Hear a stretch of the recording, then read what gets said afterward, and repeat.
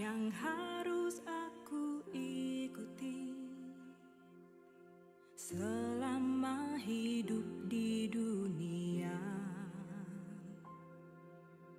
Apakah yang harus aku kerjakan yang kekal tak akan binasa?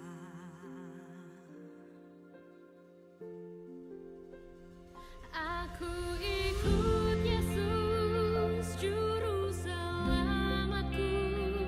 Aku ikut Yesus, Dialah Tuhanku. Dia memanggilku menjadi hamba-Nya, memberitakan Injil ke seluruh dunia.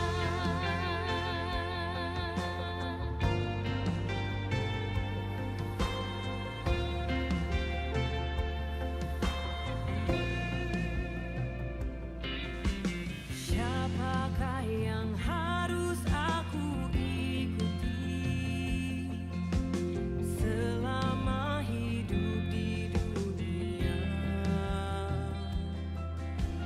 Apakah yang harus aku kerjakan yang kekal tak akan binasa?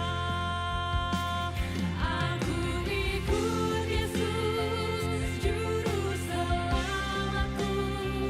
Aku ikut Yesus, Dialah Tuhanku. Dia memanggilku menjadi hamba-Nya, memberitakan Injil ke seluruh dunia.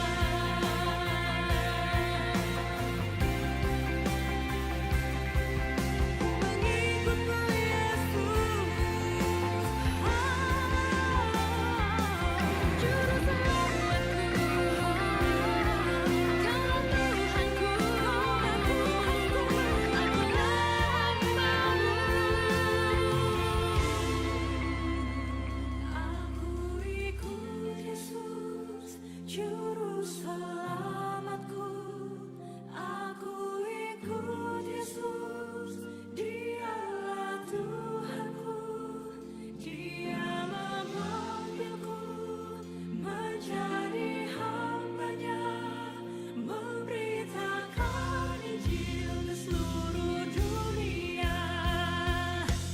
Aku ikut Yesus, Juru Selamatku. Aku ikut Yesus, Dialah Tuhanku. Dia memanggilku menjadi hamba-Nya, memberitakan Injil ke seluruh dunia. Aku ikut Yesus, Juru Selamatku. Aku ikut Yesus, Dialah Tuhanku. Dia memanggilku menjadi hamba-Nya, memberitakan Injil ke seluruh dunia. Memberitakan Injil ke seluruh dunia. Memberitakan Injil ke seluruh dunia. Saya tahu akan tiba waktunya saya mati. Kalau waktu itu tiba, saya nggak bisa berbuat apa-apa lagi. Sebelum itu tiba, saya mau bagi semua getaran hati, doa, pergumulan, kecintaan kepada Kristus, kecintaan kepada jemaat. Lakukan. Yehova Jireh, El Shaddai, Dia menolong kamu.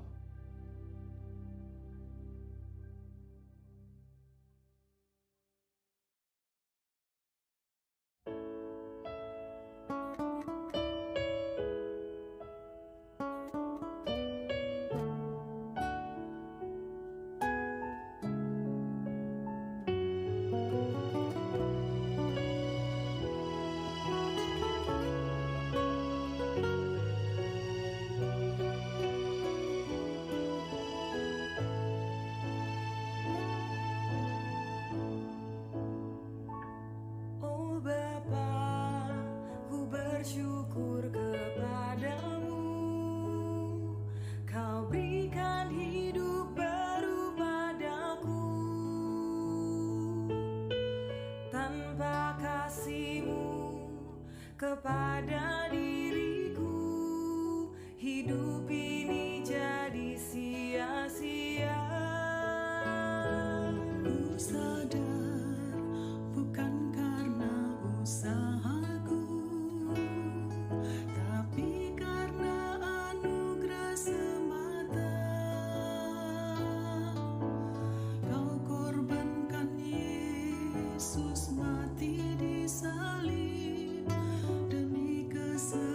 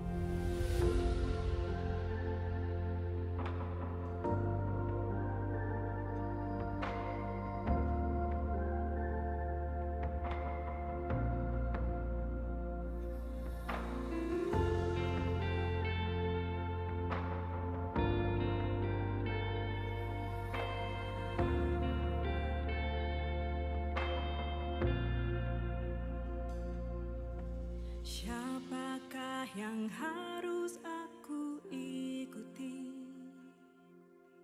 selama hidup di dunia?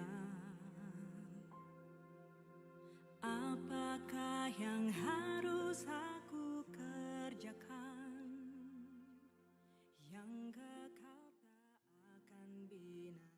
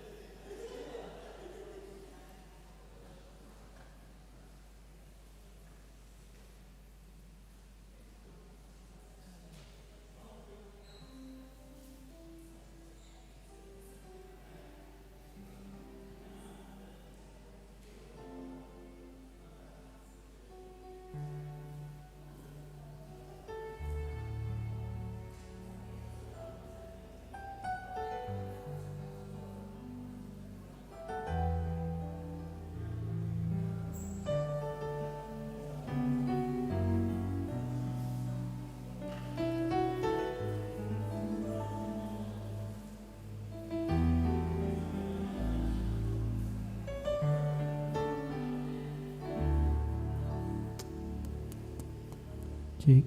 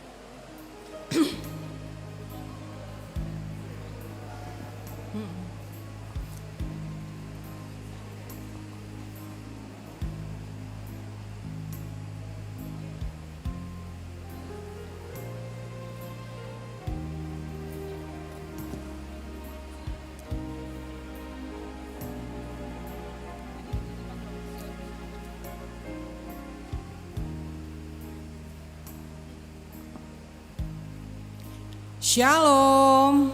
Shalom. Horas. Hora. Salam sejahtera bagi kita semua di dalam kasih Tuhan Yesus Kristus. Suara hujan sangat kencang di luar. Kita yang hadir di sini walaupun tidak banyak, tetapi ayo suara kita boleh lebih kuat lagi. Supaya kita boleh tetap bersemangat, seberapapun kita yang hadir di sini tidak mengurangi sukacita kita untuk boleh memuji dan memuliakan nama Tuhan kita.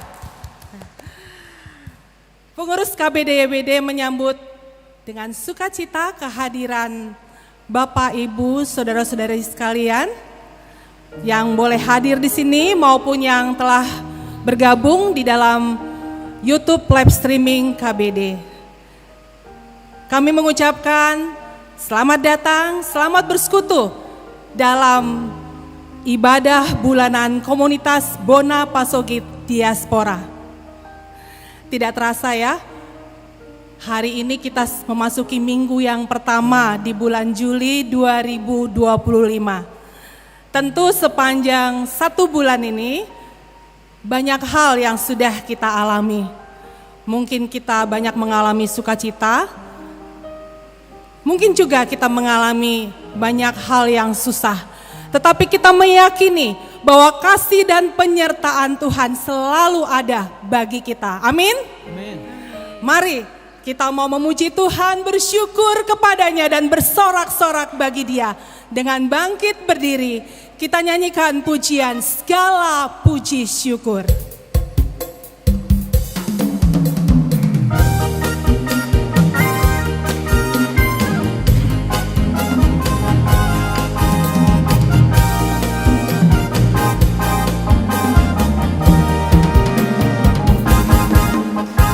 Segala puji syukur hanya bagimu Tuhan, sebab Kau yang layak dipuja. Kami mau bersorak, tinggikan nama-Mu. Haleluya. Soraklah haleluya.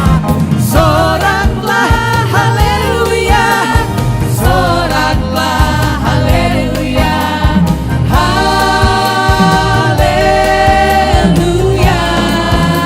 Soraklah haleluya. Soraklah haleluya, soraklah haleluya, haleluya. Segala puji syukur.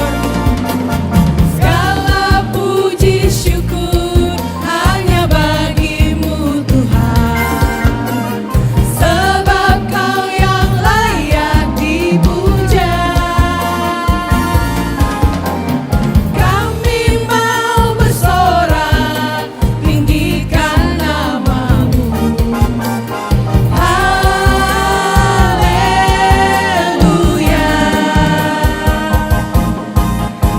Soraklah haleluya, soraklah haleluya, haleluya.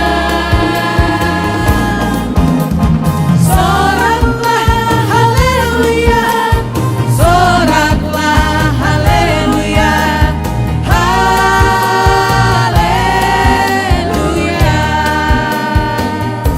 Katakan pada sebelah kanan kita, sebelah kiri kita, kasih Tuhan sungguh besar bagi kita. Berikan senyum yang terindah, yang termanis buat teman-teman kita.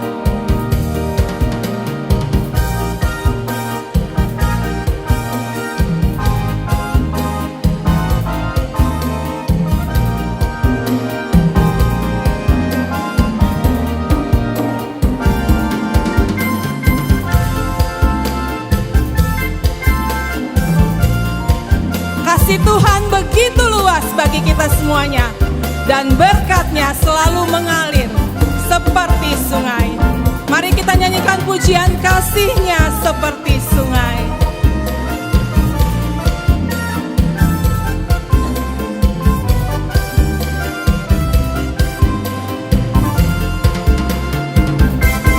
Kasih-Nya seperti sungai, kasih-Nya seperti sungai, kasih-Nya seperti sungai di hatiku, mengalir di waktu susah, mengalir di waktu senang. Kasih-Nya seperti sungai di hatiku, Berkat-Nya seperti sungai. berkat-Nya seperti sungai, berkat-Nya seperti sungai, berkat-Nya seperti sungai di hatiku, mengalir di waktu susah, mengalir di waktu senang. Kasih-Nya seperti sungai di hatiku. Silakan duduk.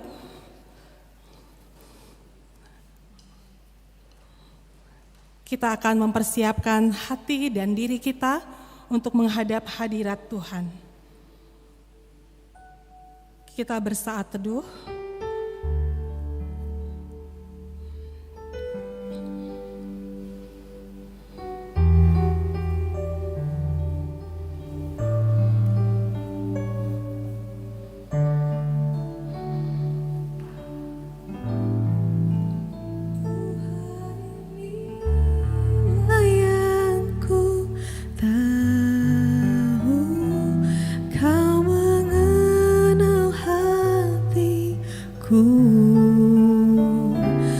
Jauh melebihi semua yang terdekat sekalipun. Tuhan, inilah yang ku mau, Kau menjaga hatiku supaya kehidupan memancar senantiasa, supaya kehidupan memancar senantiasa.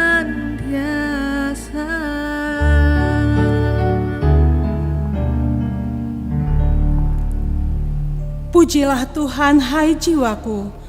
Pujilah namanya yang kudus, hai segenap batinku. Pujilah Tuhan, hai jiwaku.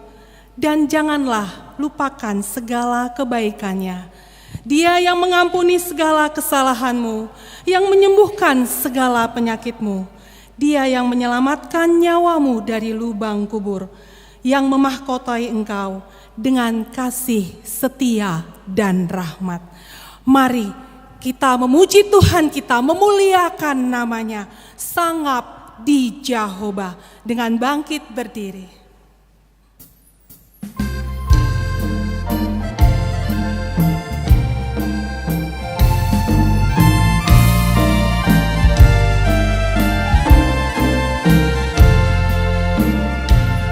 Sangap di Jehovah nasun timbuli, tanggani holong nadang tarasami, ilehon anakna nasa sadai, manobus kita joma pardosai. Puji manujana ale manisia,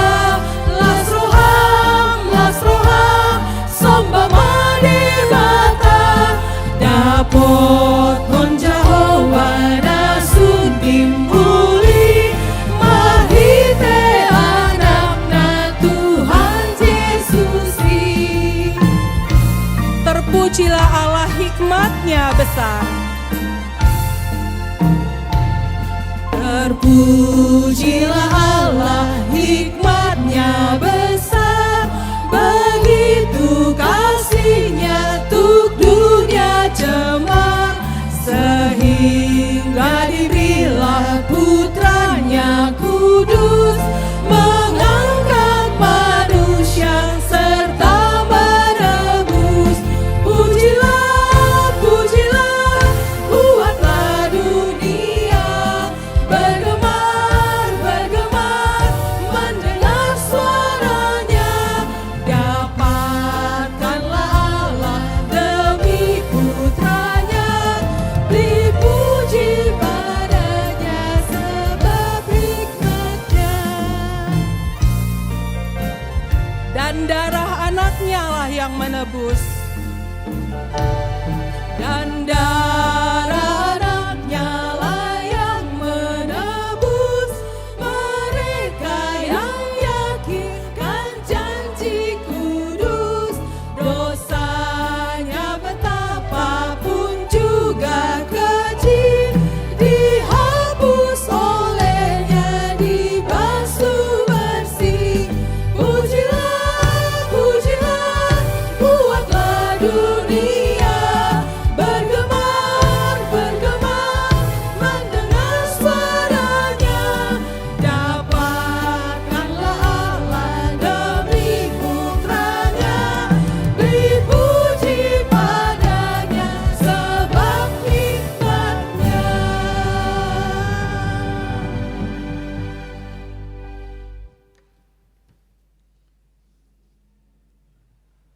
Pertolongan kepada kita adalah dalam nama Tuhan yang menjadikan langit dan bumi dan segala isinya, dan yang tidak pernah meninggalkan perbuatan tangannya. Turunlah kiranya atas kita sekalian anugerah dari Tuhan Yesus Kristus melalui perantaraan Roh-Nya yang kudus. Amin. Mari berdoa. Kami bersyukur kepadamu Tuhan, karena kami boleh hadir bersama-sama memuji memuliakan namamu. Biarlah segala pujian hormat kami hanya kepadamu ya Tuhan. Tuhan yang telah berkarya luar biasa di dalam hidup kami. Kami sungguh menyerahkan ibadah kami sore malam hari ini. Tuhan yang memimpin dari awal, pertengahan hingga akhirnya. Dan kami berdoa baik untuk saudara-saudara kami yang mungkin sedang dalam perjalanan ke tempat ini. Di tengah-tengah cuaca hujan, Tuhan kiranya mereka boleh tiba dengan selamat. Dan untuk semua yang mengikuti melalui streaming online YouTube, kami berdoa Tuhan, seluruh peralatan yang kami gunakan Tuhan kuduskan. Pakailah supaya firman-Mu diberitakan, puji-pujian dikumandangkan, dan kami semua boleh mendapatkan berkat yang daripada Tuhan. Inilah doa kami, ucapan syukur penyembahan kami menyerahkan ibadah kami dalam nama Tuhan Yesus. Kami berdoa, bersyukur. Amin. Silakan duduk.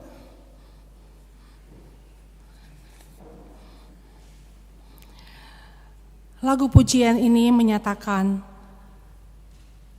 Allah kita sungguh indah tiada taranya.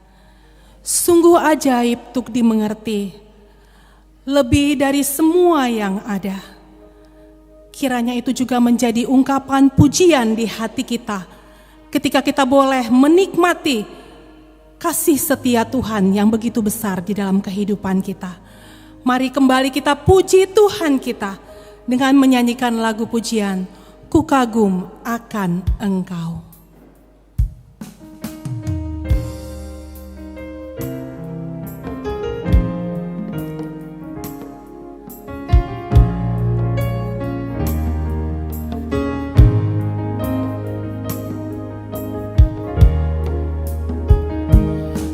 Sungguh indah tiada taranya, sungguh menakjubkan, sungguh ajaib tuk dimengerti, lebih dari semua yang ada.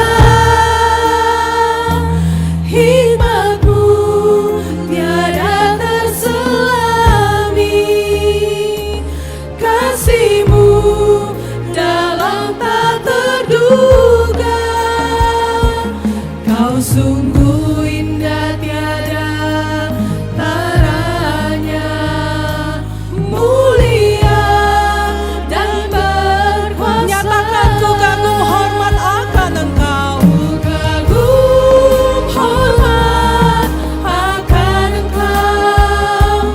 Ku kagum hormat akan Engkau. Kau Allah yang layak dipuji. Ku kagum akan Engkau. Mari kita mengambil waktu sejenak untuk boleh kembali merenungkan akan kebaikan Tuhan yang sudah kita terima dalam kehidupan kita.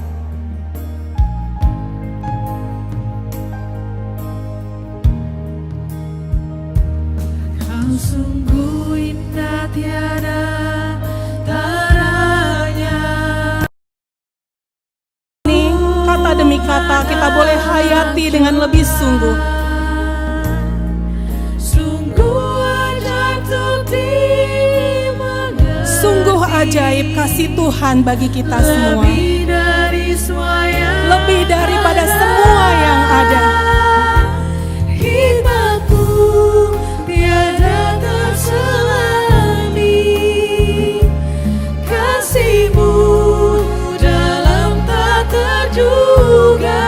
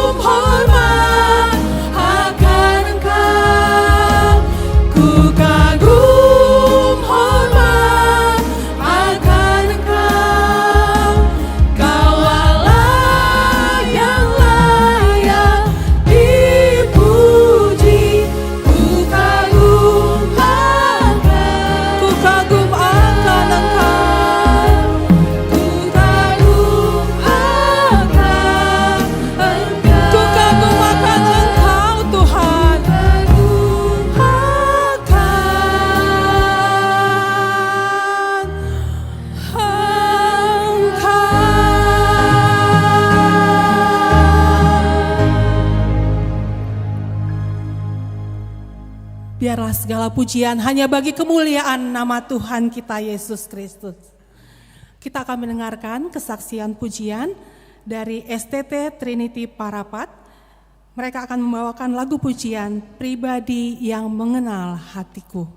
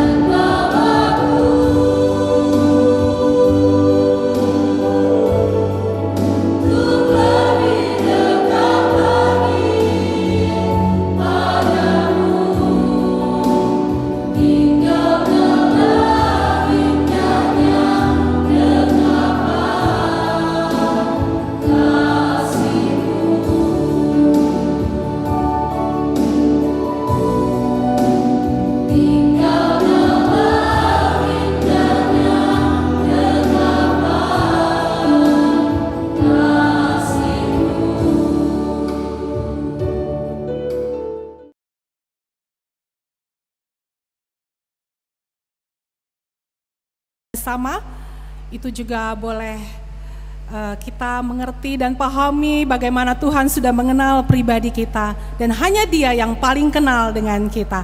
Terima kasih untuk STT Trinity, tetap semangat belajar dan mencapai dan meraih cita-citanya untuk menjadi hamba-hamba Tuhan yang boleh diberkati dan memberkati umatnya. Mari kita bersama membuka Alkitab kita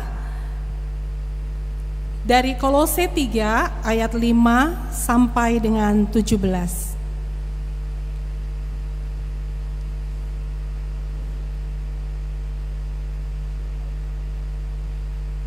Kolose 3 ayat 5 sampai dengan 17.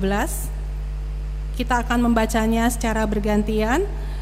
Saya membacanya dalam TB2 ya. Saya akan membacakan ayat yang ganjil dan Bapak Ibu Saudara sekalian melanjutkan di ayat yang genap. Begitu seterusnya. Manusia baru. Karena itu matikanlah dalam dirimu segala sesuatu yang duniawi, yaitu percabulan, kenajisan, hawa nafsu, nafsu jahat dan juga keserakahan yang sama dengan penyembahan berhala. Semuanya itu mendatangkan murka Allah atas orang-orang durhaka. Dahulu kamu juga melakukan hal-hal itu ketika kamu hidup di dalamnya. Tetapi sekarang buanglah semuanya ini, yaitu marah, geram, kejahatan, fitnah, dan kata-kata kotor yang keluar dari mulut. Jangan lagi kamu saling mendustai, karena kamu telah menanggalkan manusia lama serta kelakuannya, Dan telah mengenakan manusia baru yang terus-menerus diperbarui untuk memperoleh pengetahuan yang benar menurut gambar aliknya. Dalam hal ini, tidak ada lagi orang Yunani atau orang Yahudi, orang bersunat atau tak bersunat, orang barbar atau orang Skit, budak atau orang merdeka, tetapi Kristus adalah semua dan di dalam segala sesuatu. Karena itu, sebagai orang-orang pilihan Allah yang dikuduskan dan dikasihinya, kenakanlah belas kasihan, kemurahan, kerendahan hati, kelemah lembutan, dan kesabaran. Sabarlah kamu seorang terhadap yang lain, dan ampunilah seorang akan yang lain, apabila yang seorang mempunyai keluhan terhadap yang lain. Sama seperti Tuhan telah mengampuni kamu, perbuatlah juga demikian. Dan di atas semuanya itu, kenakanlah kasih sebagai pengikat yang mempersatukan dan menyempurnakan. Hendaklah damai sejahtera Kristus memerintah dalam hatimu, karena untuk itulah kamu telah dipanggil dalam satu tubuh, dan bersyukurlah. Hendaklah perkataan Kristus diam dengan segala kekayaannya di antara kamu, sehingga kamu dengan segala hikmat mengajar dan menegur seorang akan yang lain, dan sambil menyanyikan mazmur dan puji-pujian dan nyanyian rohani, kamu mengucap syukur kepada Allah di dalam hatimu. Bersama-sama kita membaca ayat 17. Segala sesuatu yang kamu lakukan dengan perkataan atau perbuatan, lakukanlah semuanya itu dalam nama Tuhan Yesus, sambil mengucap syukur melalui Dia kepada Allah Bapa. Demikian firman Tuhan. Kita semua memiliki hal-hal yang ingin kita ubah terkait dengan diri kita. Ketika kita menerima keselamatan, anugerah keselamatan di dalam Kristus, Tuhan juga menginginkan perubahan dalam hidup kita. Namun bukan dengan cara yang kita pikirkan. Mari kita menemukan jawabannya. Apa dan bagaimana perubahan yang Tuhan inginkan dalam hidup kita. Hari ini tema yang akan disampaikan oleh Bapak Pendeta Alex Nanlohi, transformasi di dalam Tuhan. Mari kita sambut firman Tuhan. Kita menyanyikan lagu pujian Hidup Baru.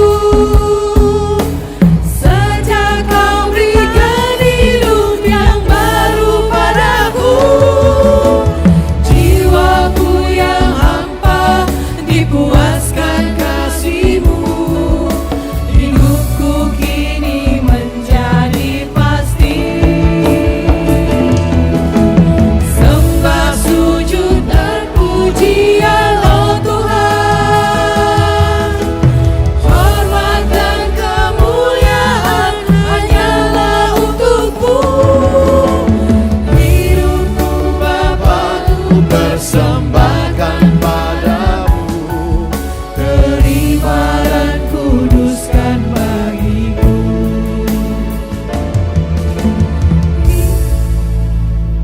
Mari saudara kita berdoa sebelum membaca merenungkan firman-Nya. Kami datang dalam ucapan syukur, terima kasih banyak Tuhan, karena sungguh Engkau baik dan Engkau menyatakan kebaikan-Mu di dalam hidup kami. Yang Engkau berikan kepada kami datang dalam ucapan syukur. Terima kasih kami boleh memuji, memuliakan nama-Mu ya Tuhan. Dan tiba waktunya bagi kami untuk membuka firman-Mu ya Tuhan. Kami mohon, biarlah waktu kami membuka firman-Mu, bukalah juga hati kami. Jadikanlah hati kami seperti tanah yang baik, supaya ketika benih firman-Mu ditaburkan itu boleh sungguh-sungguh berakar, bertumbuh, dan juga berbuah nyata di dalam hidup kami. Berkati baik hamba-Mu yang menyampaikan, semua kami yang mendengar. Tuhan tolong, agar kami bukan hanya jadi pendengar-pendengar firman yang setia, tapi mampukan dengan kuasa, dengan pertolongan dari Roh-Mu yang kudus, kami dimampukan menjadi pelaku-pelaku firman-Mu di dalam hidup kami, di dalam keseharian kami. Bersabdalah ya Tuhan, kami umat-Mu sedia mendengarnya. Dalam satu nama yang kudus, nama yang berkuasa, nama Tuhan kami Yesus Kristus, Sang Firman yang hidup, kami menyerahkan pemberitaan firman-Mu. Amin. Horas, Shalom. Selamat sore Bapak Ibu Saudara yang dikasihi dalam Tuhan Yesus Kristus. Bersyukur kesempatan ibadah bukan sekadar sebuah rutinitas. Secara khusus bagi kita di komunitas Bonapasogit Diaspora bukan hanya rutinitas bulanan, tapi biarlah kita mengalami perjumpaan dengan Tuhan setiap kali dalam ibadah-ibadah kita. Tema yang diberikan pada kita hari ini adalah transformasi hidup dalam Tuhan. Ada judul kecil saya memberikan, menghidupi perubahan sejati di tengah dunia yang gelap. Ayat kita hari ini cukup panjang, saya ajak kita baca bagian pertama lebih dulu nanti ya. Kita akan melihat nanti di dalam Efesus pasal 4 ayat yang ke-17 sampai pasal 5 ayat 21. Surat Efesus adalah surat yang sangat ringkas, memberikan penjabaran tentang doktrin-doktrin kekristenan yang paling pokok. Bahkan beberapa ahli ada yang mengatakan Efesus ini kemungkinan sempat dipakai jadi semacam kitab katekisasi untuk jemaat yang mau dibaptis di masa yang lalu. Kenapa? Karena surat yang Paulus tulis, biasanya surat-surat pastoral, penggembalaan yang panjang Roma. Nah, ini versi ringkasnya ini Efesus. Bahkan ada yang lihat juga kitab Galatia. Jadi kalau kita belajar kitab-kitab ini, kita bisa melihat seperti apa hidup Kristen itu. Seperti apa hidup di dalam Tuhan itu. Nah, kita akan membaca Efesus pasal yang keempat. Saya ajak kita melihat ayat yang ke-17 sampai ayatnya yang ke-32 terlebih dahulu. Nanti pasal 5 kita akan lihat sambil jalan ya. Baik, kita sama-sama akan membaca bergantian Efesus pasal 4 ayat 17 sampai ayat yang ke-32. Saya masih menggunakan terjemahan baru edisi pertama, jadi nanti kalau ada perbedaan silahkan kita bisa ikuti di Alkitab yang kita baca masing-masing. Saya membaca ayat 17, Bapak Ibu Saudara ayat 18 kita bergantian sampai 32. Judul perikopnya adalah manusia baru. Sebab itu kukatakan dan kutegaskan ini kepadamu di dalam Tuhan, jangan hidup lagi sama seperti orang-orang yang tidak mengenal Allah dengan pikirannya yang sia-sia,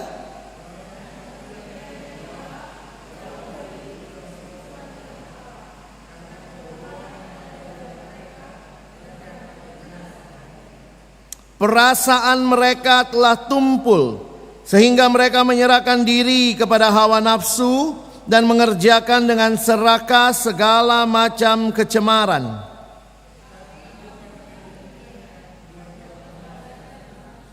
Karena kamu telah mendengar tentang Dia dan menerima pengajaran di dalam Dia, menurut kebenaran yang nyata dalam Yesus,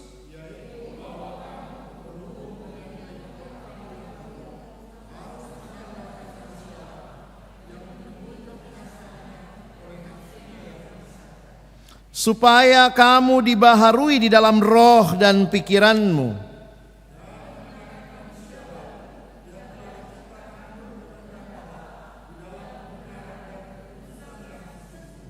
Karena itu, buanglah dusta dan berkatalah benar seorang kepada yang lain, karena kita adalah sesama anggota.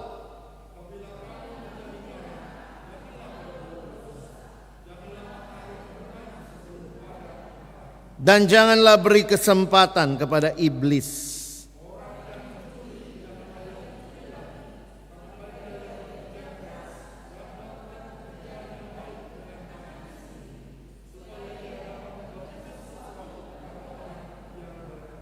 Janganlah ada perkataan kotor keluar dari mulutmu, tetapi pakailah perkataan yang baik untuk membangun di mana perlu, supaya mereka yang mendengarnya beroleh kasih karunia.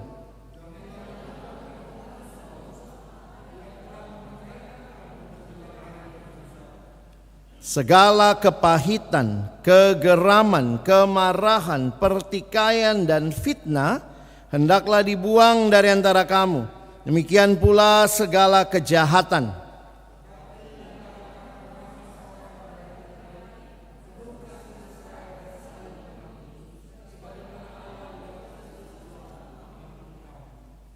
Baik, sedemikian jauh pembacaan firman Tuhan. Berbahagia kita yang bukan hanya membacanya, tapi juga merenungkannya, melakukannya dalam hidup kita, dan bahkan membagikannya. Bapak Ibu Saudara yang dikasihi Tuhan, perhatikan waktu kita lihat bagian yang kita baca, bagaimana transformasi hidup dalam Tuhan itu terjadi. Kalau kita perhatikan, transformasi artinya sebuah perubahan yang mendalam. Kadang kalau kita mau melihat itu, kita gambarkan seperti dari ulat jadi kepompong, lalu jadi kupu-kupu. Jadi itu perubahan yang terus terjadi. Luar biasa alam kita ya. Buat yang di YouTube nggak tahu, kami di sini sedang hujan deras, ya, supaya ada konteks. Mari kita perhatikan, kalau kita melihat bagaimana transformasi itu terjadi berdasarkan bagian firman Tuhan yang kita pelajari sore ini, ada dua jawaban yang kita bisa perhatikan. Pertama, terjadinya dengan menanggalkan manusia lama dan mengenakan manusia baru. Dan yang kedua, nanti kita lihat lebih jauh, dengan hidup sebagai peniru Allah. Mari kita lihat dulu yang pertama, itulah yang kita baru baca tadi. Dalam Efesus 4 ayat 17 sampai 32, kita melihat satu hal yang menarik. Kalau saudara mengingat siapa Yesus, saya kadang berpikir luar biasa Yesus ini ya. Mengapa? Kedatangannya saja di dalam sejarah membagi dunia menjadi dua bagian. Yang kita sebut dengan sebelum Masehi dan sesudah Masehi. Tetapi jauh lebih luar biasa kehadirannya dalam hidup setiap kita yang percaya, juga membagi dua hidup kita. Yang dulunya kita adalah manusia lama, sekarang kita manusia baru. Dulu hidup dalam hidup yang lama, sekarang hidup dalam hidup yang baru. Tadi kita bersyukur bersama-sama, kita nyanyikan, ku rasakan perubahan hidupku sejak kau berikan hidup yang baru padaku. Kalau kita lihat, inilah yang terjadi di dalam Kristus bagi kita. Mari kita baca sama-sama 2 Korintus 5 ayat yang ke-17. 1, 2, iya. Jadi siapa yang ada di dalam Kristus, ia adalah ciptaan baru. Yang lama sudah berlalu, sesungguhnya yang baru sudah datang. Saudara yang dikasihi Tuhan, kehadiran Kristus dalam hidup kita yang percaya membawa perubahan. Perubahan yang sangat signifikan. Karena itu Paulus sampai menggambarkan, dulunya kamu harusnya binasa, sekarang kamu beroleh hidup di dalam Kristus. Mari kita lihat sebentar seperti apa hidup lama itu yang digambarkan dari ayat-ayat yang kita baca tadi. Saudara lihat mulai ayat 17, itu yang kita baca tadi. Jangan hidup lagi sama seperti orang-orang yang tidak mengenal Allah. Masalahnya di mana, saudara? Di pikirannya sia-sia, pengertiannya gelap, hatinya degil. Ini paket lengkap, saudara ya. Ngeri banget hidup di dalam dosa, hidup jauh dari Tuhan, hidup yang tidak mengenal Allah. Pikiran, pengertian, hati. Lihat lagi lanjutannya. Perasaannya tumpul, sehingga mereka menyerahkan diri kepada hawa nafsu dan mengerjakan dengan serakah segala macam kecemaran. Mari ingat-ingat lagi apa yang Tuhan sudah karyakan. Dulu kita bisa hidup begitu rupa. Sekarang sih masih ada juga sisa-sisanya ya. Perasaannya kadang-kadang tumpul. Saya banyak layani anak remaja. Saya bilang, gimana kamu kalau lihat temanmu nyontek? Secara pengertian ngerti nyontek nggak boleh, tapi hatinya belum tentu ikut. Waktu lihat orang nyontek, ih kau nyontek, aku juga, sama kita. Perasaannya tumpul. Saya datang ke satu kampus di Jakarta, saya nggak usah sebut kampus mana. Tapi kampus itu pas mengundang acaranya ada kebaktian di hari Minggu sore, siang. Jadi saya ingat waktu itu saya coba datang ke kampusnya. Saya cukup sok tahu, saya pikir biasanya ibadah di lantai 3. Jadi hari Minggu sepi, saya jalanlah paling di lantai 3. Saya menuju ke lantai 3, cukup terengah-engah sampai ke lantai 3, sepi saudara. Tiba-tiba saya lihat ke kanan, nggak ada orang. Lihat ke kiri, kaget saya. Di pojok ada 2 orang mahasiswa, lawan jenis, laki-laki perempuan, sedang bercumbu di situ. Dia lihat saya, dia kaget. Saya lihat dia, saya kaget juga. Yang lebih kagetnya apa? Habis dia lihat saya, dia lanjut dong. Dia lanjut, saya yang bingung. Saya larilah dari lantai 3 ke bawah. Turun saya. Aduh, saya terengah-engah. Apa yang baru kusaksikan itu tadi Tuhan. Tidak lama dari jauh seorang pengurus menemukan saya. Abang di sini kebaktiannya ya. Jadi saya salah ruangan, saya salah gedung.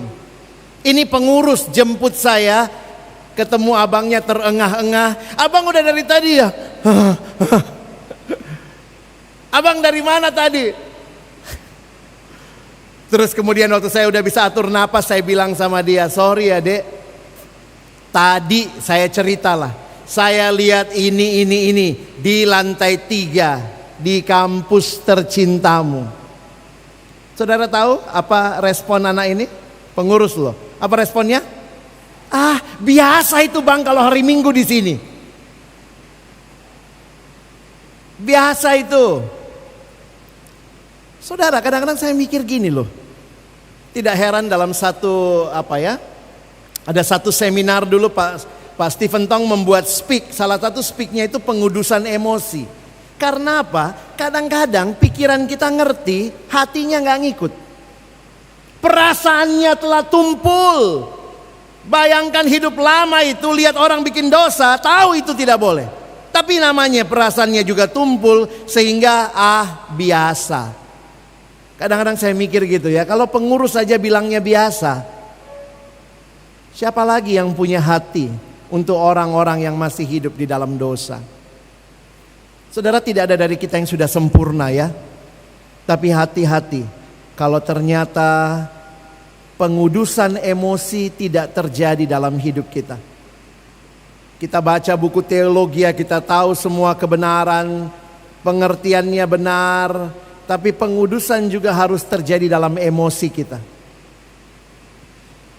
Saya selalu ingat bahwa yang namanya manusia baru bukan cuma pikirannya, belajar teologi, ngerti banyak ayat. Untuk adik-adik kami mahasiswa di Trinity, pengudusan juga terjadi di dalam emosimu, di dalam karaktermu. Ini hidup yang lama. Sehingga perhatikan ayat 20.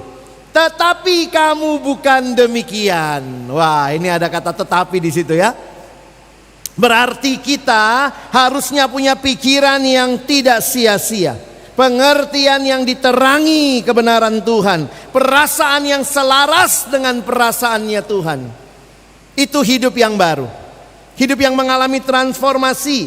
Karena kamu telah belajar mengenal Kristus. Lalu Paulus melanjutkan. Ternyata hidup di dalam Kristus, perubahannya itu continue, saudara. Terus ada perubahan.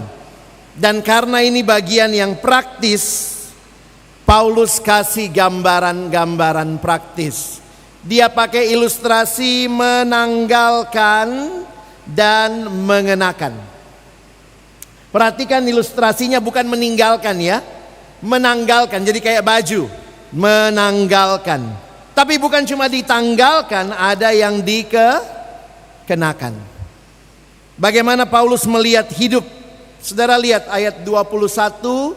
Saya langsung bikin warna merah biar kita ingat ya. Menanggalkan manusia lama, kenapa? Yang menemui kebinasaannya oleh nafsunya yang menyesatkan. Supaya kamu dibaharui dalam roh dan pikiranmu, dan mengenakan manusia baru yang telah diciptakan menurut kehendak Allah di dalam kebenaran dan kekudusan yang sesungguhnya. Saudara, ada bagian yang Tuhan sedang proses dalam hidup kita. Dan prosesnya itu juga ada bagian saudara dan saya. Keselamatan jelas anugerah Tuhan. Perubahan di dalam keselamatan itu pun anugerah Tuhan. Tetapi Tuhan juga memberikan kesempatan saudara dan saya mengambil bagian. Memang sulit dijelaskan ya. Hidup itu anugerah, perubahan itu pun anugerah.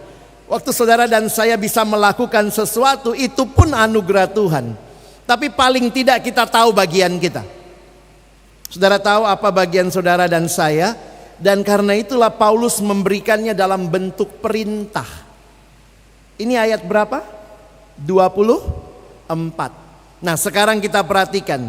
Ada yang harus ditanggalkan, ada yang harus dikenakan. Nah, kita mulai ya. Sambil kita baca, periksa hidup kita. Ingat, khotbah itu buat kita ya. Kadang-kadang kita kalau dengar khotbah, coba dia datang. Bagus banget, coba dia datang. Jangan dia lah, buat kitanya itu ya. Kadang-kadang kita suka gitu ya. Apalagi kalau udah nyindir-nyindir, bagus banget dia. Coba dia datang, ini pas buat dia. Buat kita dulu lah ya. Pertama, nah yang ditanggalkan warnanya merah, yang dikenakan warnanya biru. Agak konsisten Paulus menulisnya. Jadi enak kita ngikutinnya. Ini persis ayatnya tadi. Yang ditanggalkan apa? Buanglah dusta. Apa yang dikenakan? Berkatalah benar seorang kepada yang lain, karena kita adalah sesama anggota. Ini masalah kita. Kadang-kadang masih ada juga hidup yang diproses Tuhan itu ya. Dusta itu sekarang makin gampang lagi, pakai IG, pakai AI, kita bikinlah kita di Paris. Padahal di perapatan Ciamis. Kadang kita dusta kenapa? Itu jadi pertanyaan juga ya. Saya ketemu alumni-alumni, orang-orang yang sudah dibina dengan baik waktu siswa mahasiswa. Ada juga yang ternyata masih bergumul sama kebohongan. Kita nggak usah sebutkan lain-lain lah, kita periksa hidup kita ya. Kalau masih ada dusta, buang itu. Berkata benar. Ibu Doroti waktu membahas bagian ini suka pakai singkatan-singkatan ya. Kalau orang terbiasa dusta, mahasiswa terbiasa nyontek. Jadi orang yang biasanya jutek, begitu kerja nanti juplop. Maju dengan nyontek, nanti waktu kerja maju dengan amplop. Akhirnya begitu. Karena itu pola berulang. Yang kedua, marah. Siapa yang gak pernah marah? Saudara yang ditanggalkan, apabila kamu menjadi marah, janganlah kamu berbuat dosa. Janganlah janganlah matahari terbenam sebelum padam amarahmu, dan janganlah beri kesempatan kepada iblis.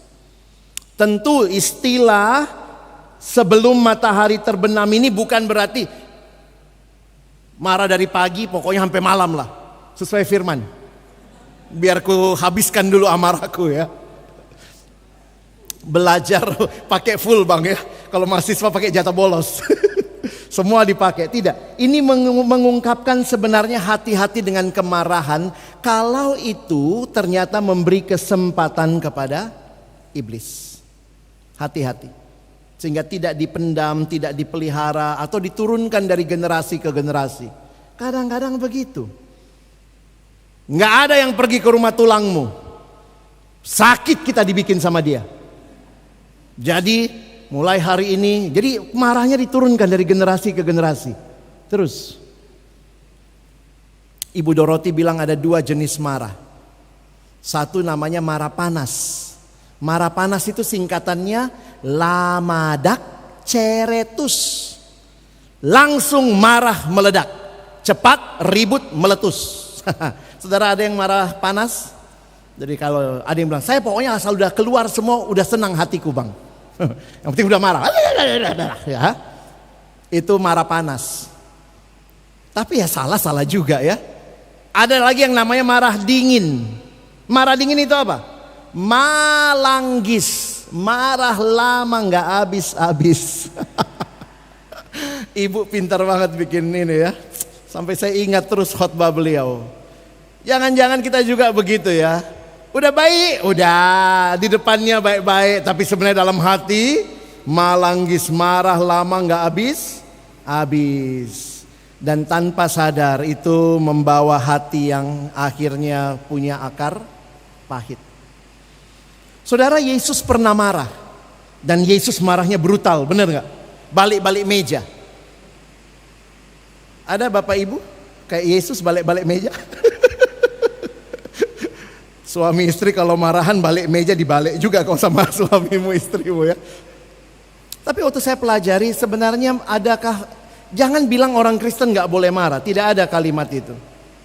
Yesus marah karena marah yang benar. Ketika kekudusan Allah dilanggar, rumah Allah yang bait Allah yang harusnya tempat orang beribadah dijadikan sarang penyamun. Jadi waktu dia marah, di situ ada meja penukar uang, dia balikkan. Ada kandang-kandang di situ, kemungkinan dia buka, dia lepaskan hewan-hewan yang ada di situ. Marahnya apa? Dia marah karena hal yang benar. Sebenarnya itu respon yang saya harap dari adik ini tadi ya. Lihatlah kampusmu kayak gini loh. Hari Minggu orang berbuat asusila. Tapi responnya biasa bang, harusnya marah. Di mana itu bang? Di mana itu? Mari kita pergi, kita doakan orang itu. Harusnya begitu ya. Kadang-kadang lucu juga, kita marah untuk hal yang harusnya marah, kita nggak marah. Yang harusnya nggak marah, kita marah. Nah itulah masalah kita. Memang berubah itu nggak gampang saudara ya, bukan kayak Ultraman berubah, Transformer berubah, tapi butuh kekuatan dari Roh Kudus. Belajar marah, waktu harus marah, dan jangan marah kalau tidak harus marah. Dan ini realita kehidupan yang saudara dan saya sedang diubah. Apalagi yang Paulus sampaikan, masalah mencuri. Yang mencuri janganlah ia mencuri lagi, tetapi baiklah ia bekerja. Lihat, perubahannya terjadi. Tadinya mengambil barang, sekarang dia bekerja keras, melakukan pekerjaan yang baik dengan tangannya sendiri. Supaya apa? Dapat membagikan sesuatu kepada orang yang berkekurangan. Bapak Ibu, waktu saya baca ini, sebenarnya bagi saya yang menarik begini.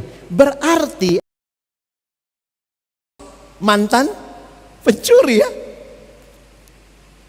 Ada jemaatnya Paulus mantan pemarah, mantan pendusta. Dan itulah realita persekutuan kita. Kita bukan perkumpulan orang-orang yang sempurna, tapi orang-orang yang sedang terus mengalami transformasi di dalam Tuhan. Dan karena itu belajar memberi kesempatan. Yang mencuri, kalau kita kan maunya keluarlah dari komunitas kita ya. Pencuri kau. Tapi ini Paulus ngomongnya gini, jangan mencuri lagi, oke? Lalu kalau dia sudah begitu apa? Baiklah ia bekerja keras, melakukan pekerjaan yang baik dengan tangannya sendiri, supaya ia dapat membagikan. Dia bahkan bisa ikut berkontribusi. Memang hidup kalau diubahkan sama Tuhan, perubahannya luar biasa. Penjudi akhirnya waktu dia sudah kenal Tuhan, dia bilang sekarang aku makin kaya. Kenapa? Makin gak judi, makin bisa simpan uang ya. Dan bahkan bisa berkontribusi. Saudara perhatikan ayat 29, kita lanjut sedikit lagi. Yang ditanggalkan, jangan ada perkataan kotor. Bapak Ibu sekalian, waktu saya pelajari, perhatikan ternyata masalah perkataan itu top 10 dosa loh. Di perjanjian baru masuk top 10 itu. Kadang kan kita suka pikir paling apa, berbuat zina apa ya. Ini masalah perkataan. Apa yang harus dikatakan? Pakailah perkataan yang baik untuk membangun di mana perlu, supaya mereka yang mendengarnya beroleh kasih karunia. Ini benar-benar menanggalkan dan mengenakan. Mungkin kita sedang berjuang menanggalkan, tapi jangan lupa mengenakan ya. Pakai perkataan yang baik. Saya banyak dapat undangan dari sekolah-sekolah ngomong di dalam retret anak SMP, retret anak SMA. Bapak Ibu tahu apa titipan pesan gurunya? Pak, jangan lupa ngomongin soal mulutnya anak remaja sekarang. Semua pakainya jing. Ya anjing, sorry ya. Saya naik angkot sama istri saya, ini beberapa tahun lalu mau ke mall. Itu anak SD, saya tahu lah anak SD itu ya. Karena pakainya putih merah, mereka berempat di sana, saya sama istri di dekat pintu. Tiba-tiba anak itu ngomong-ngomong ya. Saya sama istri dengar gitu. Ya anjing banget tuh guru. Dalam hati saya, kalau guru mau anjing kau apa? Gurunya ya anjing. Saya mikir ini di sekolahnya di kebun binatang mana? Tiba-tiba ngomonglah dia maki-maki gitu ya. Ya saya kasih sanksi sosial ya, saya belajar sosiologi, kasih sanksi sosial, saya liatin. Akhirnya agak berhenti dia. Saya bilang ini kalau anak remajaku, ku gampar kau. Istri saya bilang udahlah. Poinnya adalah betapa gampangnya keluar kalimat-kalimat makian. Katanya itu sosialisasi, itu persahabatan. Tapi hati-hati membiasakan dengan kata-kata yang sia-sia. Tuhan tidak ciptakan anjing, engkau manusia. Address as human. Ada yang bilang enggak kok bang, kayak saya enggak ngomong anjing. Ngomongnya apa? Jerit, anjerit. Loh apa bedanya? Beda bang, anjing kakinya 4, anjerit kakinya 4. Bilang itu bisa-bisamu aja ya. Yang penting masalahnya kalau sudah di pikiranmu itu makian, hati-hati. Dan saya kalau nanti kita perhatikan ya, perkataan kotor ini termasuk top 10 dosa. Dan kemudian di ayat 30 Paulus bicara, janganlah kamu mendukakan Roh Kudus Allah. Di sini saya makin menyadari bahwa hanya karena Roh Kudus diam di dalam kita, memampukan kita bisa mengenakan manusia baru. Tapi rata-rata realitanya kita pun kadang menolak. Ini aku, ini hidupku, Roh Kudus tidak usah. Bacaan kita tadi bertanggapan Kolose 3. Dalam suratnya yang lain Paulus katakan jangan padamkan roh. Dalam Efesus dia pakai istilah jangan mendukakan roh. Jadi mari kita benar-benar berserah kepada Tuhan, Roh Kudus menguatkan. Tidak ada yang mudah untuk berubah. Sulit. Tapi kita dimampukan oleh kehadiran Roh Kudus yang memimpin kita. Paulus lanjut lagi, ada emosi yang negatif. Segala kepahitan, kegeraman, kemarahan, pertikaian, fitnah hendaklah dibuang dari antara kamu, demikian pula segala kejahatan. Mari baca lagi emosi positifnya. 1, 2, ya. Tetapi hendaklah kamu ramah seorang terhadap yang lain, penuh kasih mesra dan saling mengampuni, sebagaimana Allah di dalam Kristus telah mengampuni kamu. Mudah atau tidak mengampuni? Susah ya? Sulit. Bahasa Inggrisnya sulit. Saking susahnya. Nggak mudah Bapak Ibu sekalian. Pepatah Cina mengatakan kalimat ini. Sebenarnya dalam hidup kita selalu bawa 2 kantong, 2 keranjang, 1 di depan, 1 di belakang. Bagusnya di depan itu kita isi sama kebaikan orang dan hal-hal yang mendukakan kita, kejahatan orang kita taruh di belakang, supaya dalam hidup kita terus ingat yang baik. Tapi realitanya enggak gitu. Saya cerita beberapa kali dalam satu retret, ada ibu yang minta ketemu habis saya khotbah. Boleh ketemu Pak? Ya, saya ketemu sama ibu itu di meja makan. Ibu ini tampilannya Kristen sekali ya. Ya, Kristen, kalung salib kecil begitu ya. Wajahnya Kristen banget. Terus dia bilang, baru sharing itu udah langsung gini. Saya itu orang baik Pak. Ih, kalau orang baik mari kita tutup doa ya, selesai kan. Ngapain lagi sharing? Lalu kemudian dia mulailah cerita. Tapi saya ini Pak baru ngalamin, saya ditipu oleh teman dagang saya sendiri. Temannya nipu dia. Dia bilang saya itu orangnya baik sama orang Pak. Tapi kalau orang gak baik sama saya Pak, susah Pak. Saya kalau orang baik saya bisa lebih baik sama dia. Tapi kalau orang jahat sama saya Pak, saya bisa lebih jahat sama dia. Ini ibu kok begitu ya? Tanduknya mulai keluar. Terus dia ceritalah. Kemarin Pak dia datang minta maaf sama saya. Nggak bisa saya Pak, nggak bisa. Saya itu orangnya percayaan banget sama orang. Tapi sekali saya dihianati Pak, nggak bisa saya Pak. Salah, datangnya sama pendeta. Jadi bagaimana Pak? Ampuni Bu. Nggak ada cara lain. Ampuni, jangan simpan dendam akar pahit. Tapi Pak dia yang salah duluan Pak. Saya itu orangnya polos. Saya begini. Jadi bagaimana Pak? Ampuni Bu. Memang akhirnya saya sadar ya gak gampang loh mengampuni ya. Terus saya bilang sama dia, Bu, berapa kali Tuhan ampuni kita?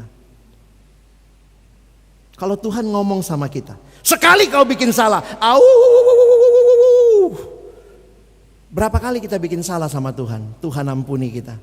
Maka kita berdoa, Bapa ampunilah kami akan kesalahan kami seperti kami juga mengampuni orang yang bersalah kepada kami. Jangan-jangan doa kita gak sampai situ nanti ya. Bapa kami yang di surga, ampunilah kami akan kesalahan kami seperti bagian itu jangan Tuhan. Karena masih banyak yang belum kuampuni. Saudara, transformasi itu tidak mudah. Emosi yang positif harus terjadi. Ini ngeri juga loh ya.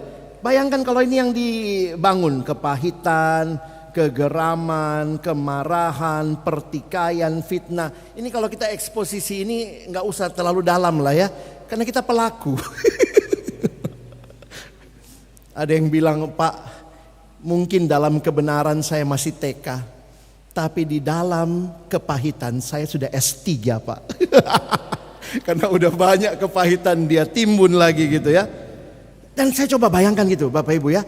Kehadiran Yesus digambarkan memberikan pembaharuan, pemulihan, Roh Kudus hadir. Yesus jadi teladan membawa kita dalam hidup yang baru. Mau mengalami transformasi? Jangan lupa menanggalkan dan mengenakan. Lalu bagian terakhir dari Efesus pasal yang kelima ayat 1 sampai 21. Bagaimana transformasi hidup dapat terjadi? Paulus melanjutkan, ini jawaban yang kedua dari perikop ini, hidup sebagai peniru Allah. Coba saya akan gambarkan, ada gambar yang muncul ya. Coba Bapak Ibu tirukan. Ya, bisa tirukan suaranya, bisa tirukan gayanya. Kita main tebak gaya, tebak suara ya. Coba kalau saya kasih gambar ini, gimana? Aum. Dari depan singa semua ini. Ya. Ini agak susah ini. Siap? Ini gimana?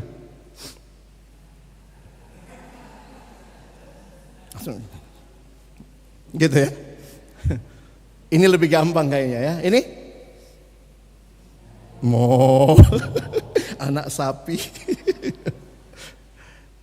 Satu lagi. Tirukan. Gimana nirunya? Waktu saya bawa ke satu sekolah Kristen, lalu kemudian begitu saya munculkan Allah begini ya, tirukan. Tiba-tiba satu anak berdiri. Wah, gitu ya. Dia membayangkan Allah yang besar begitu ya.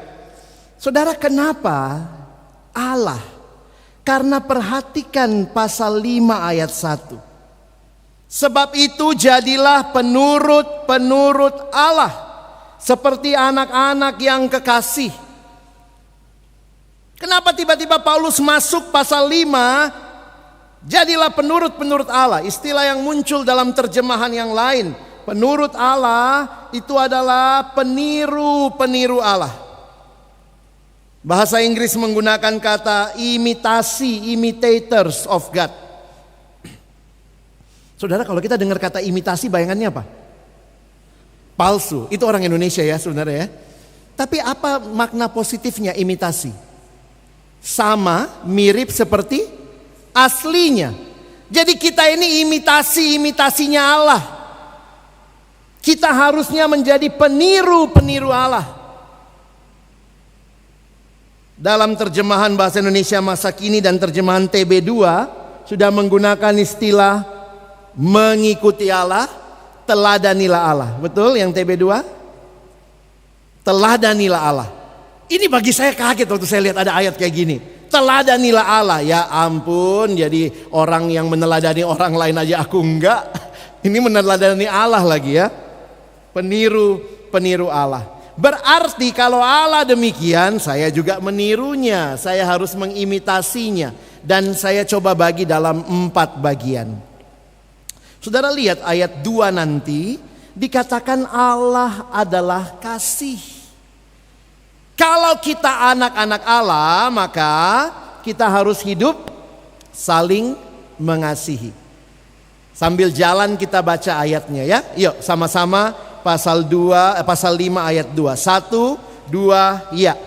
Dan hiduplah di dalam kasih sebagaimana Kristus juga telah mengasihi kamu dan telah menyerahkan dirinya untuk kita sebagai persembahan dan kurban yang harum bagi Allah.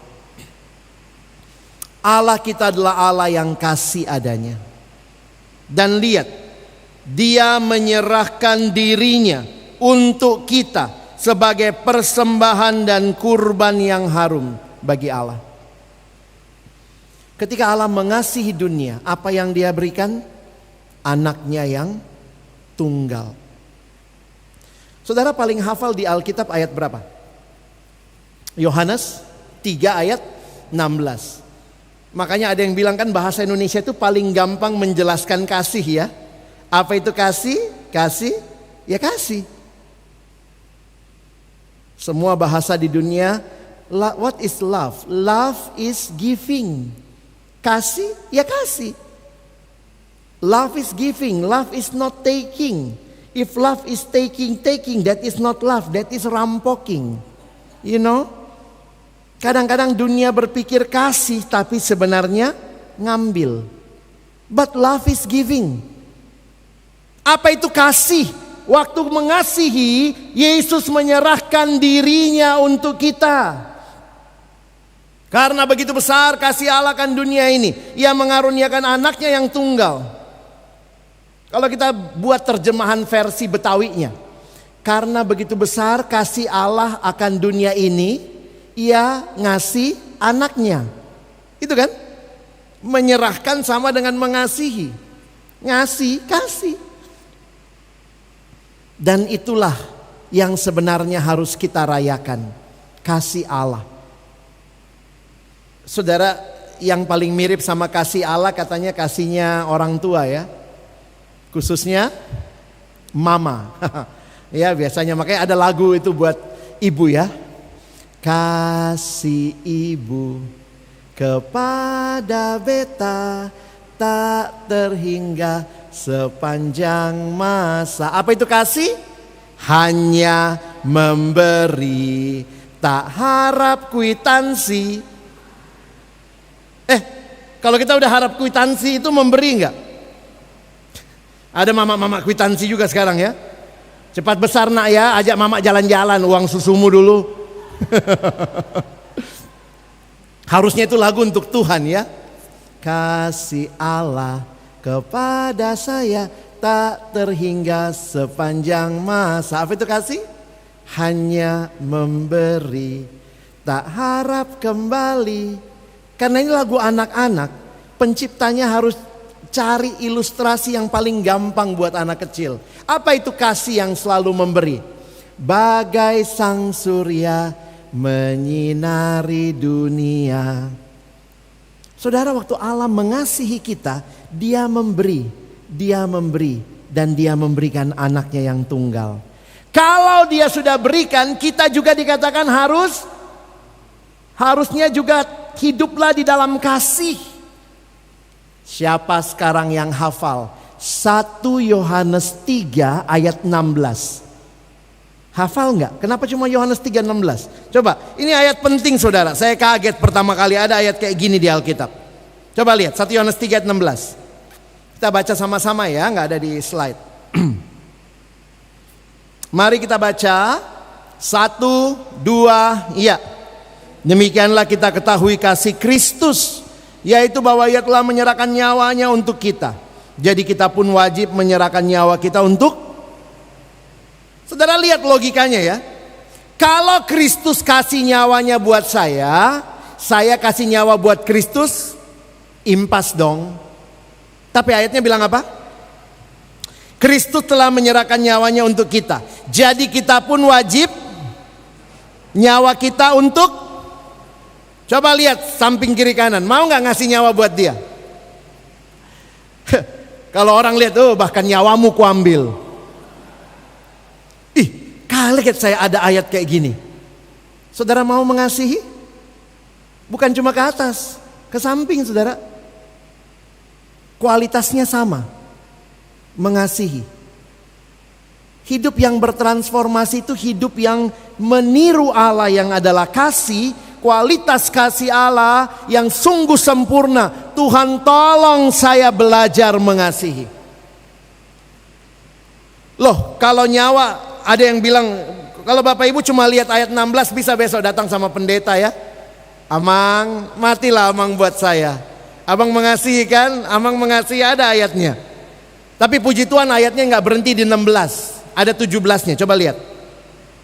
Barang siapa mempunyai harta duniawi dan melihat saudaranya menderita kekurangan, tapi menutup pintu hatinya terhadap saudaranya itu, bagaimanakah kasih Allah dapat tetap di dalam dirinya? Sama-sama 18.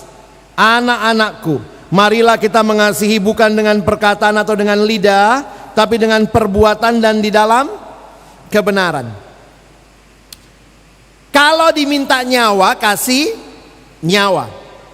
Kalau orangnya cuma minta makan, masa kasih nyawa? Ya. Tapi istilahnya gini, nyawa ini yang paling top ya. Jadi kalau kita mengasihi, jangan terlalu merasa luar biasa kami kemarin baru pelayanan ini, luar biasa kami lakukan ini dan itu. Belum mati kan? Kalau sudah mati barulah, Tuhan, sampai mati aku melayanimu. Tuhan bilang, aku juga. Samanya kita. Jadi kalau baru kasih uang, baru kasih sumbangan, baru kasih bantuan, jangan terlalu sombong lah. Topnya berikan nyawa. Saya pikir ini satu hal yang menarik dalam kekristenan. Kasih kepada Tuhan juga nyata dalam kasih kepada sesama. Yang kedua, Allah itu Allah yang kudus. Ayat 3-7. Maka bagaimana kita? Hidup sebagai anak-anak yang kudus juga. Yuk kita lihat lagi. Nah, ini dosa seksual yang dimaksudkan. Percabulan di sini muncul dalam bentuk dosa seksual kesucian. Tetapi percabulan dan rupa-rupa kecemaran atau keserakahan disebut saja pun jangan di antara kamu, sebagaimana sepatutnya bagi orang-orang kudus. Ayat 4 sama-sama.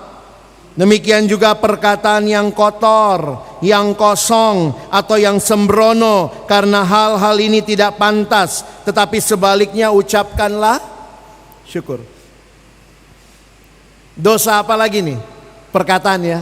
Muncul lagi saudara. Bahkan ada, saya cek Inggrisnya pakai istilah coarse joking. Joke-joke yang sorry ya, kadang-kadang itu saya dulu kan dari Depok ke Jakarta biasa naik kereta ya. Kalau naik kereta pagi-pagi itu ngejok-ngejok yang porno-porno itu biasa di kereta. Ngejok-ngejok di kantor juga gitu. Yang rasanya nggak apa-apa lah ngejok. Sorry ya, joknya apa? Semalam berapa ronde? Hubungan seksual yang harusnya dinikmati secara privat, dalam ruang privat antara suami dan istri, menjadi sesuatu yang dibecandain. Saya kaget waktu baca satu tafsiran bilang termasuk joke-joke porno.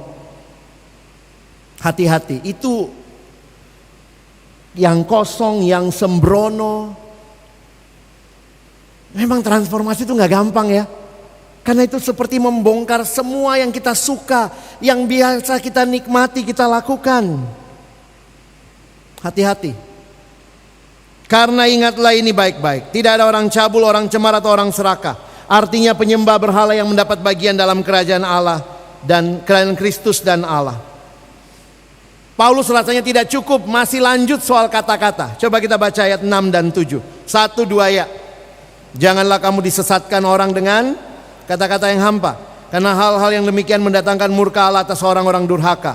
Sebab itu janganlah kamu berkawan dengan mereka. Hati-hati, perilaku kita juga biasanya sangat terpengaruh terhadap lingkungan.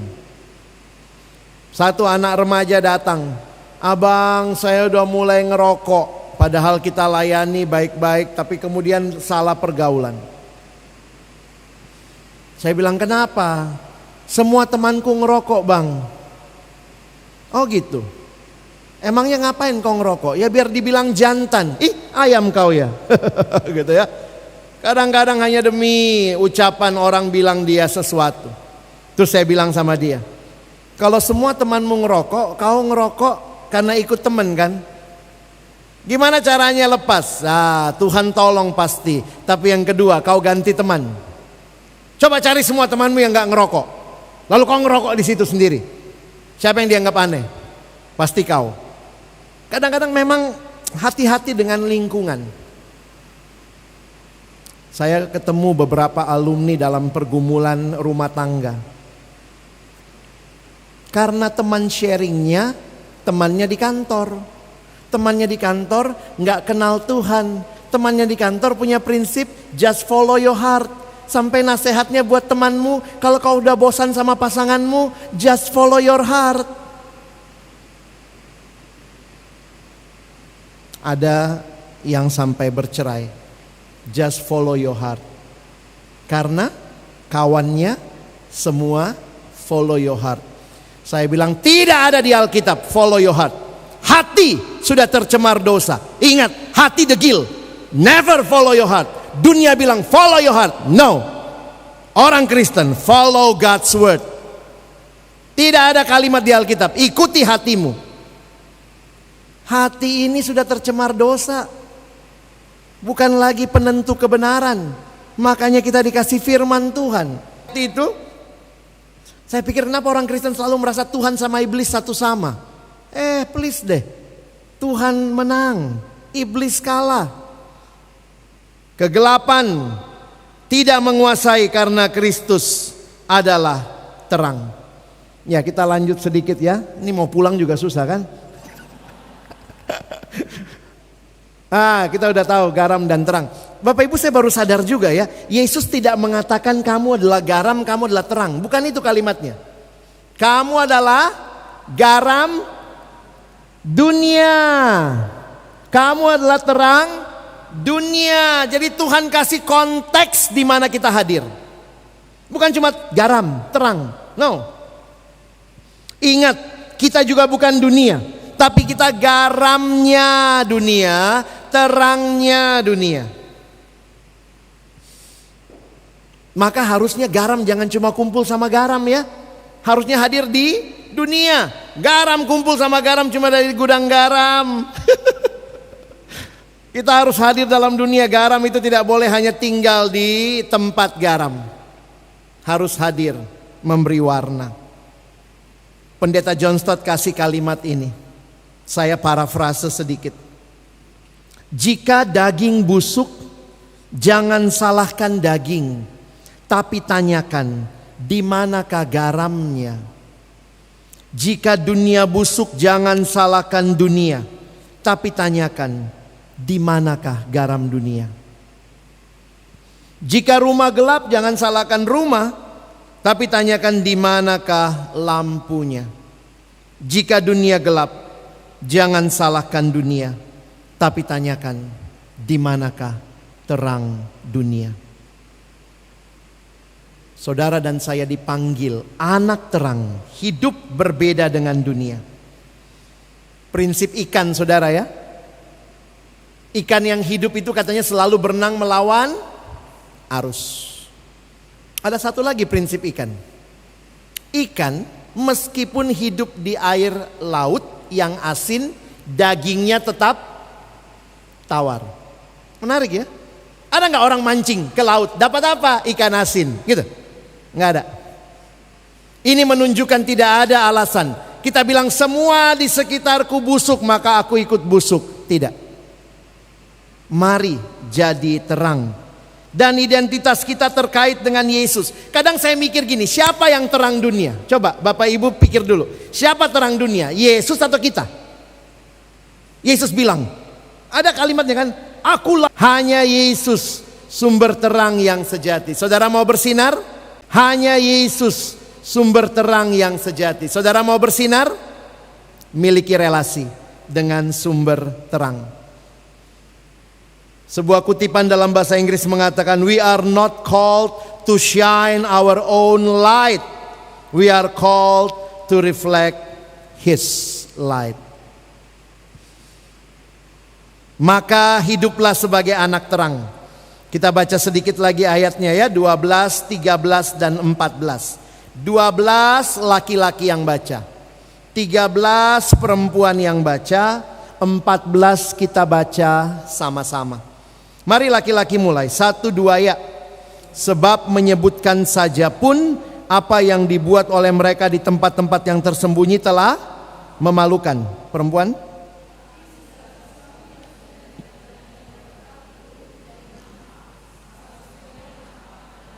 Sama-sama. Itulah sebabnya dikatakan, bangunlah kamu yang tidur dan bangkitlah dari antara orang mati, dan Kristus akan bercahaya atas kamu. Allah kasih, kita saling mengasihi. Allah kudus, kita hidup kudus. Allah terang, kita hidup dalam terang. Itulah peniru-peniru Allah. Dia Allah yang adalah the true wisdom, hikmat, bijaksana. Maka kita juga harus hidup sebagai anak-anak yang bijak. Mari kita baca ayat berikutnya. 16, 15 dan 16. 1, 2, ya. Karena itu perhatikanlah dengan seksama bagaimana kamu hidup. Janganlah seperti orang bebal, tetapi seperti orang arif. Pergunakanlah waktu yang ada karena hari-hari ini adalah jahat. Kalimat yang penting di sini, pergunakanlah waktu. Apa kata waktu yang dipakai? Saya langsung saja, kata waktu yang dipakai di situ adalah kata kairos. Bukan sekadar waktu, tetapi kesempatan. Orang bilang time is money. No. Kalau kita ngerti ayat ini baik-baik, time is not money, but time is life. Orang akan bilang kita siapa bergantung apa yang kita pakai dalam waktu kita. Contoh, hari ini mabok, kerjaannya mabuk, waktunya dia pakai minum-minum mabok. Besok mabok, lusa mabok, minggu depan mabok, 2 minggu lagi mabok. Orang akan bilang dia pemabuk. Hari ini judi, minggu depan judi, bulan depan judi, waktunya habis di meja judi. Orang bilang dia penjudi. Jadi orang akan menilai hidup saudara dan saya dari bagaimana kita pakai waktu kita. Hari ini gosip, besok gosip, lusa gosip, penggosip. Ada yang umurnya 24 tahun di sini? Udah lewat. Ini ada yang udah lewat 2 kali, 3 kali. Opung udah 3 kali lewat. Coba bayangkan, ini bayangkan aja ya.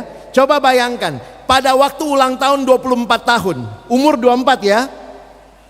Ini menurut survei, kalau 1 hari 8 jam tidur, di ulang tahun 24 sudah tidur 8 tahun. Makan 1 jam, makan 1 tahun. Mandi 1 tahun. Nonton 2 jam, 2 tahun. Sisiran setengah tahun. Saya waktu saya buat ini langsunglah nyanyi. Hidup ini adalah kesempatan. Coba kalau kita tidurnya 8 jam berarti cuma berapa? 24 kurang 8? Cuma 18 tahun kita bangun ya. Waktu bangun itu kita ngapain? Makan 1 tahun, tinggal 15 jam. Apa itu hidup? Sisiran. Ih, ngeri kali loh. Ini saudara langsung, ih aku kali 2 itu bang. Udah kali 2 ya. Udah 40-an. Udah 60. Orang bodoh buang kesempatan. Orang biasa nunggu kesempatan. Orang pandai cari kesempatan. Tapi perhatikan kalimat Alkitab. Untuk apa kita pakai kesempatan itu? Lihat kalimatnya. Pergunakan waktu yang baik. Karena hari-hari ini adalah jahat. Lihat ayat 17. Kita baca sama-sama. 1, 2 ya. Janganlah kamu bodoh, tapi usahakanlah supaya kamu mengerti. Jadi saya waktu merangkum 15, 16, 17. Pakai waktu. Pakai setiap kesempatan. Kenapa hari-hari ini ada Allah jahat? Tapi untuk apa saya pakai waktu itu? Terus Tuhan kasih ayat ini. Supaya kau makin ngerti kehendak Tuhan. Silakan bekerja, tapi waktu kau pakai waktumu bekerja supaya kau mengerti apa kehendak Tuhan. Kenapa aku di pekerjaan ini? Kalau saudara mungkin aku udah pensiun, maka pensiunnya saudara adalah mengerti apa yang Tuhan mau. Saya senang dengan cara melihat hidup seperti ini. Tempatkanlah semua aspek hidup kita, kemuliaan Tuhan yang paling tengah. Dan seluruh aspek yang namanya studi, yang lagi studi, keluarga, berteman, pakailah semua waktu untuk makin mengerti kehendak Tuhan. Dan kiranya kita alami itu ya. Apapun yang kita lakukan, yang kita pakai dengan waktu kita, biarlah kita makin mengerti kehendak Tuhan Berarti jangan lupa baca firman, renungkan firman. Sebagai penutup, selanjutnya Paulus menasehati jemaat. Kita masih ada beberapa ayat, kita lihat saja. Jangan hidup dalam kebodohan, tapi hidup dipenuhi Roh Kudus. Bapak Ibu baca ayatnya 18 ya. Mungkin yang belum pernah mabuk kita baca ya. Enggak enak juga. Yang pernah mabuk silakan gitu. Ayolah kita semua ya. Apa ciri yang dipenuhi Roh Kudus? 18, 1, 2 ya. Janganlah mabuk oleh anggur, karena anggur menimbulkan hawa nafsu, tetapi penuh dengan roh. Ayat 19, di sini saya lihat Tuhan nggak cukup-cukupnya kami diingatkan soal kata-kata. Biasanya yang paling banyak ngomong katanya perempuan ya. Perempuan tolong baca. Katanya paling banyak ya. Perempuan satu hari 21.000 kata. Laki-laki kira-kira 7.000. Ya. Baik, silakan yang perempuan 1, 2 ya.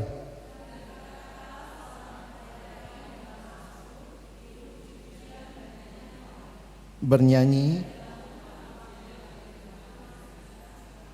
Wah, ini kalau dipimpin roh ya, nyanyi, menguatkan ya. Saya harap juga suami istri begitu ya. Jangan pulang kan suaminya dari kantor 7.000 kata, sampai rumah udah capek, istrinya baru mau mulai ngomong 21.000 kata. Cerita semua gitu ya. Tapi mari puji Tuhan sama-sama bersama keluarga bangun relasi. Ayat 20, satu ayat lagi kita baca, 1, 2 ya. Ucaplah syukur senantiasa atas segala sesuatu dalam nama Tuhan kita Yesus Kristus kepada Allah dan Bapa kita. Terakhir ayat 21. Bapak Ibu perhatikan ayat 21 di TB2 itu masuknya ke bawah. Nantilah yang bahas berikutnya akan jelaskan. Di TB1 ayat 21 masuknya ke perikop atas. Di TB2 ayat 21 masuknya ke bawah. Saya lebih setuju memang masuknya ke bawah, karena itu nasihat dasar untuk relasi suami sama istri, kan begitu ya. Hai istri, tanduklah suamimu, begitu? Enggak ya. Hai istri, tunduklah. Tapi bukan cuma istri yang tunduk sama suami, karena harus seorang akan yang lain. Coba lihat ayat 21 ya. Kita baca 1, 2 ya. Dan rendahkanlah dirimu seorang kepada yang lain di dalam takut akan Tuhan. Jadi Bapak Ibu sekalian, saya tutup dengan mengingatkan kita rangkuman firman hari ini. Bagaimana transformasi itu bisa terjadi? Ini, tanggalkan manusia lama, tapi kemudian menjadi peniru-peniru Allah. Tuhan menolong kita, tidak mudah. Transformasi dalam Tuhan bukan hanya soal perubahan perilaku, tapi ini diawali dengan perubahan identitas dan arah hidup yang tadinya menuju kebinasaan, sekarang menuju kehidupan yang kekal. Mari kita evaluasi hidup kita. Apapun yang Tuhan ingatkan, bagian mana yang Tuhan ingatkan bagi kita, mari kita minta Tuhan proses terus hidup kita. Mari tunduk kepala, kita berdoa.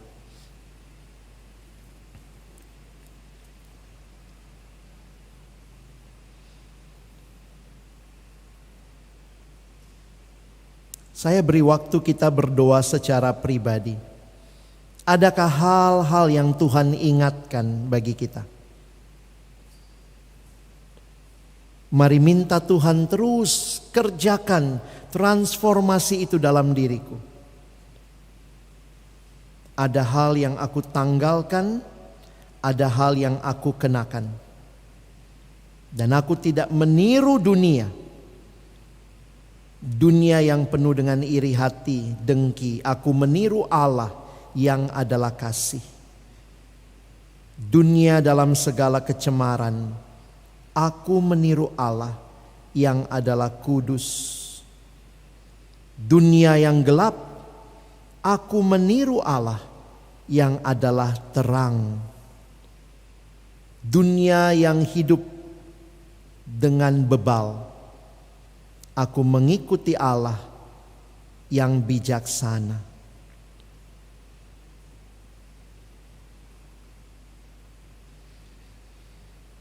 Terima kasih Tuhan untuk firman-Mu. Kami mohon biarlah firman ini terus menggema dalam hidup kami. Tolong kami bukan cuma jadi pendengar-pendengar yang setia.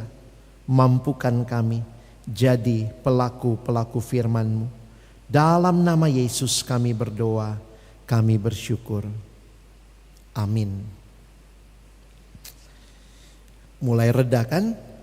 Karena udah selesai. Oras.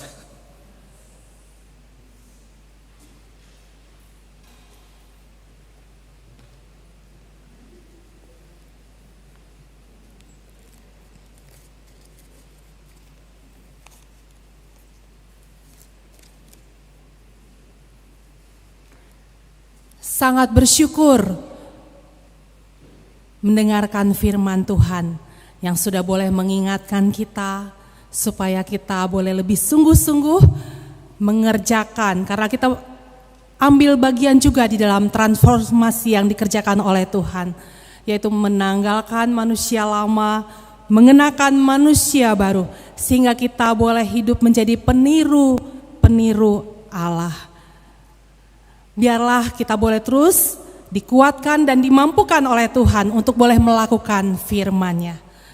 Meresponi firman Tuhan, mari kita mengangkatkan pujian dengan lagu Dung Yesus Maringan Diau.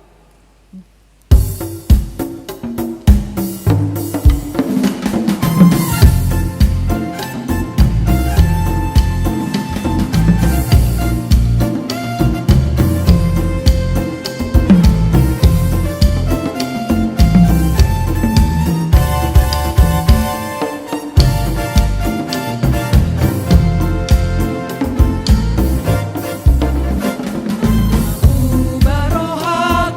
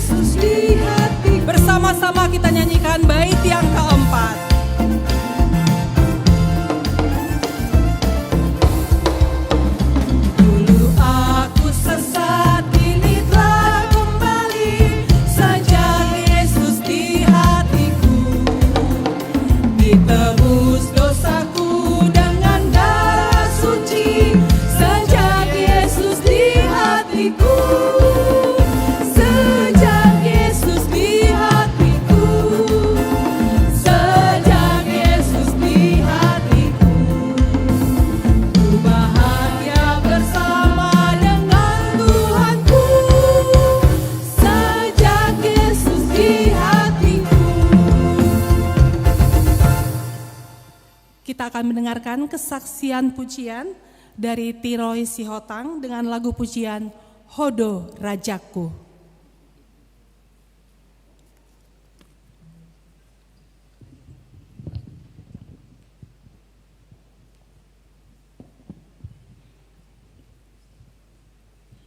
Shalom, abang, kakak semuanya. Yang kesekian kali aku bernyanyi di sini. Untuk abang Alex, terima kasih banget untuk khotbahnya. Isinya daging semua bang, ya, seperti biasa gitu. Sebenarnya aku berharap tadinya aku nyanyi duluan baru khotbah sebenarnya. Karena ada beberapa ya seperti kalau dulu kita kan ada tanya jawab gitu ya, sekarang kan gak ada lagi.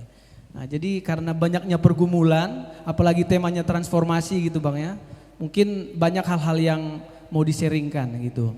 Jadi aku juga udah sempet karena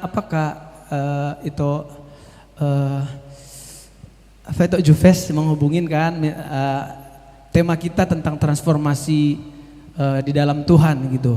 Jadi aku juga suruh cari lagu apa ya yang cocok dengan tema kita ini gitu kan. Aku nyari-nyari juga di internet lah, biasanya nanya Google tapi sekarang sering nanyanya ChatGPT ya, lebih detail gitu. Jadi aku pertama nanyanya itu transformasi itu apa? Abang udah kasih tahu ya bang, perubahan gitu. Kan terlalu umum, malah yang dikasih tahu itu perubahan dalam matematika adalah ada refleksi ya kan, ada perubahan bentuk gitu kan. Banyak lah dia kasih tahu. Terus dia nanya, lu nanya perubahan apa? Ada transformasi apa gitu. Jadi aku bilang transformasi dalam Tuhan gitu. Mungkin karena aku udah sering cerita sama ChatGPT, dia udah kenal kan. Dia langsung ngasih tahu tentang ayat-ayat. Loh ini aku dalam Tuhan kenapa langsung dia tahu aku Kristen gitu kan bang. Ya langsung tentang Paulus lah paling banyak karena perubahan memang dari hidup dia yang paling jelas gitu ya. Terus aku tanya yang aku menarik itu ketika aku tanya apa perubahan transformasi apa perbedaan transformasi kerohaniannya orang Kristen dengan yang lain gitu. Itu yang dia bilang itu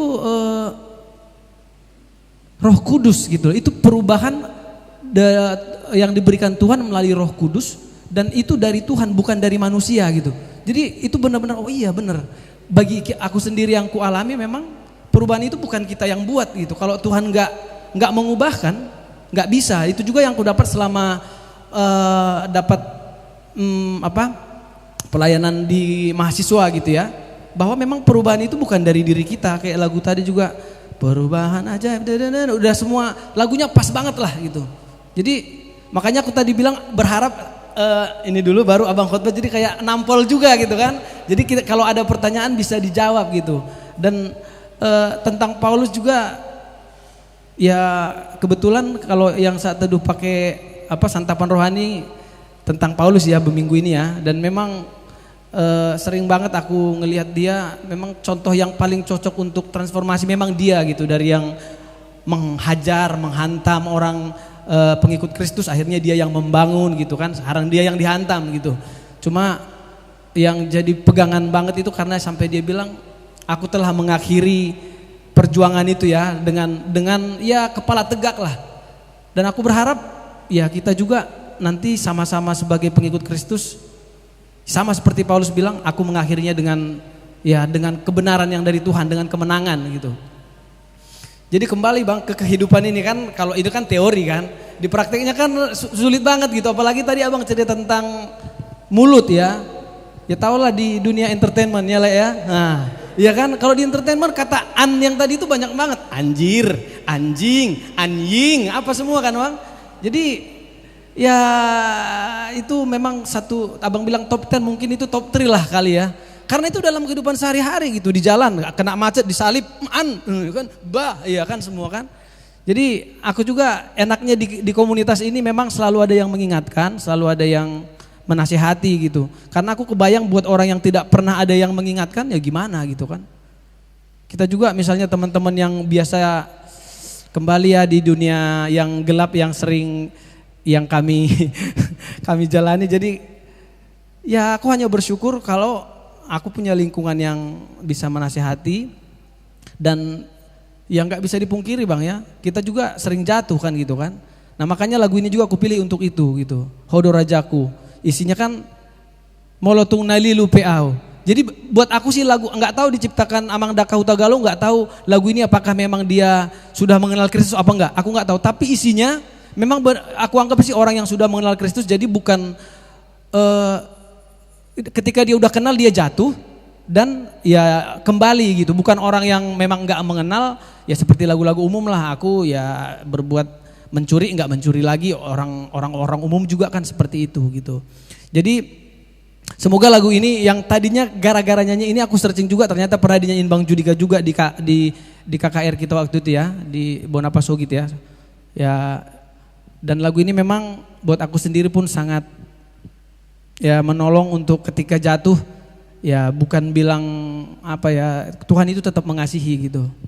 Jadi karena lagu ini sudah umum, kita bisa nyanyi sama-sama, kita bisa nikmati sama-sama. Ayo Le.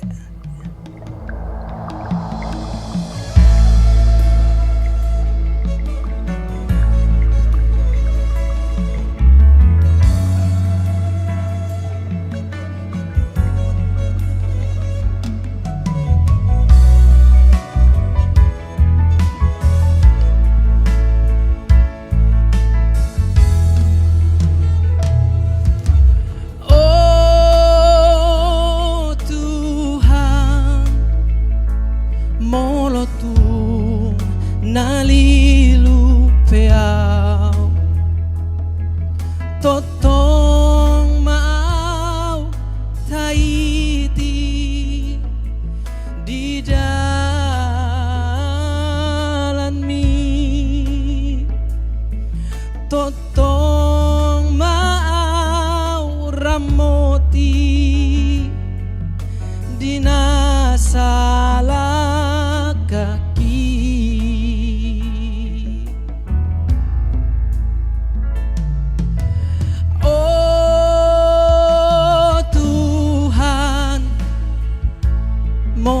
Tu mabiar peau sai tiop ma tangaku sai to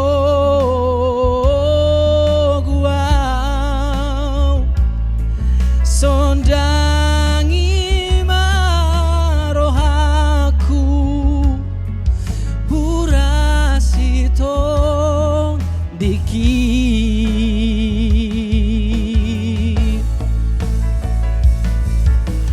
hodo hati uroni, hodo muali, hodo dalan natutu, hodo sasude, hodo rajaku si paluai, sahatu surga binani mujarni, hodo rajaku naung mano busau dang bema biarau Tuhan mateni.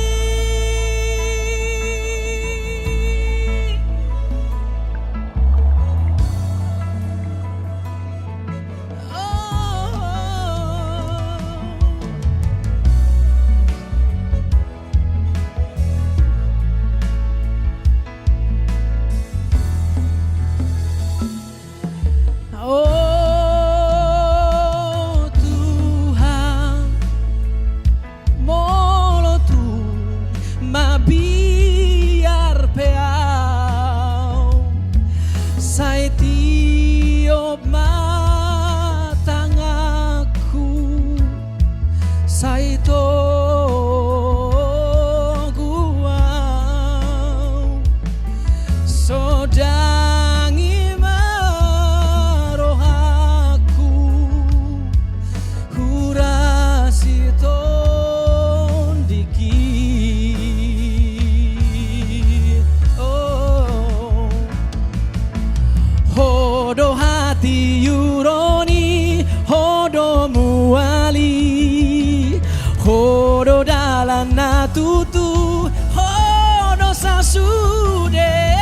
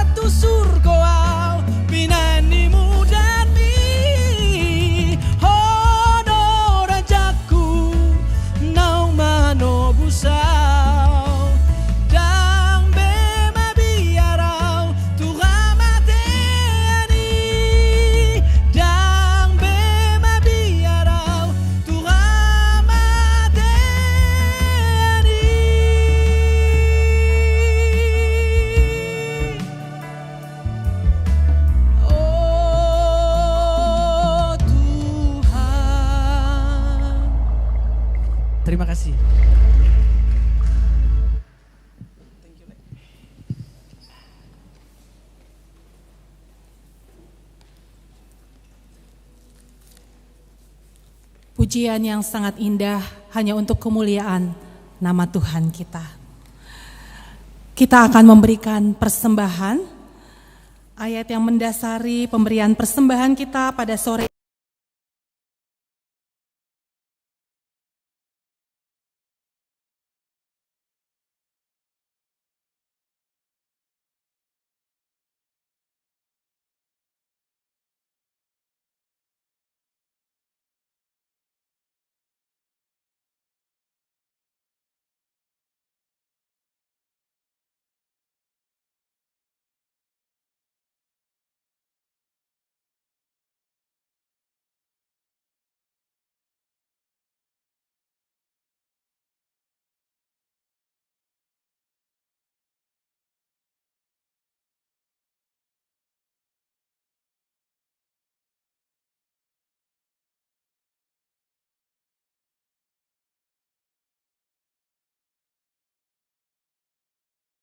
dan yang saat ini juga sedang dalam proses ada di Mentawai dan juga di Nias. Mari kita terus dukung untuk pelayanan misi ini agar Injil Tuhan semakin disebarkan di tempat-tempat di pelosok-pelosok yang mungkin mereka jarang atau tidak pernah mendengarkan kabar keselamatan. Mari kita memberi dengan sukacita. Kita nyanyikan pujian Sungguh Ku Bangga Bapa.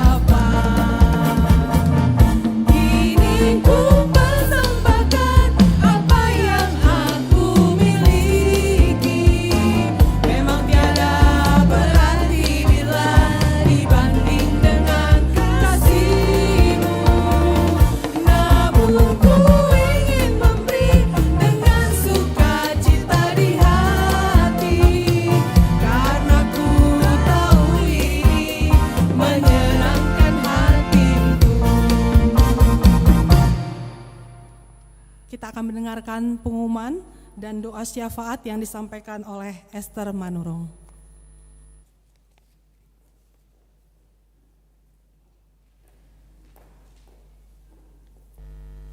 Shalom. Horas. Selamat datang.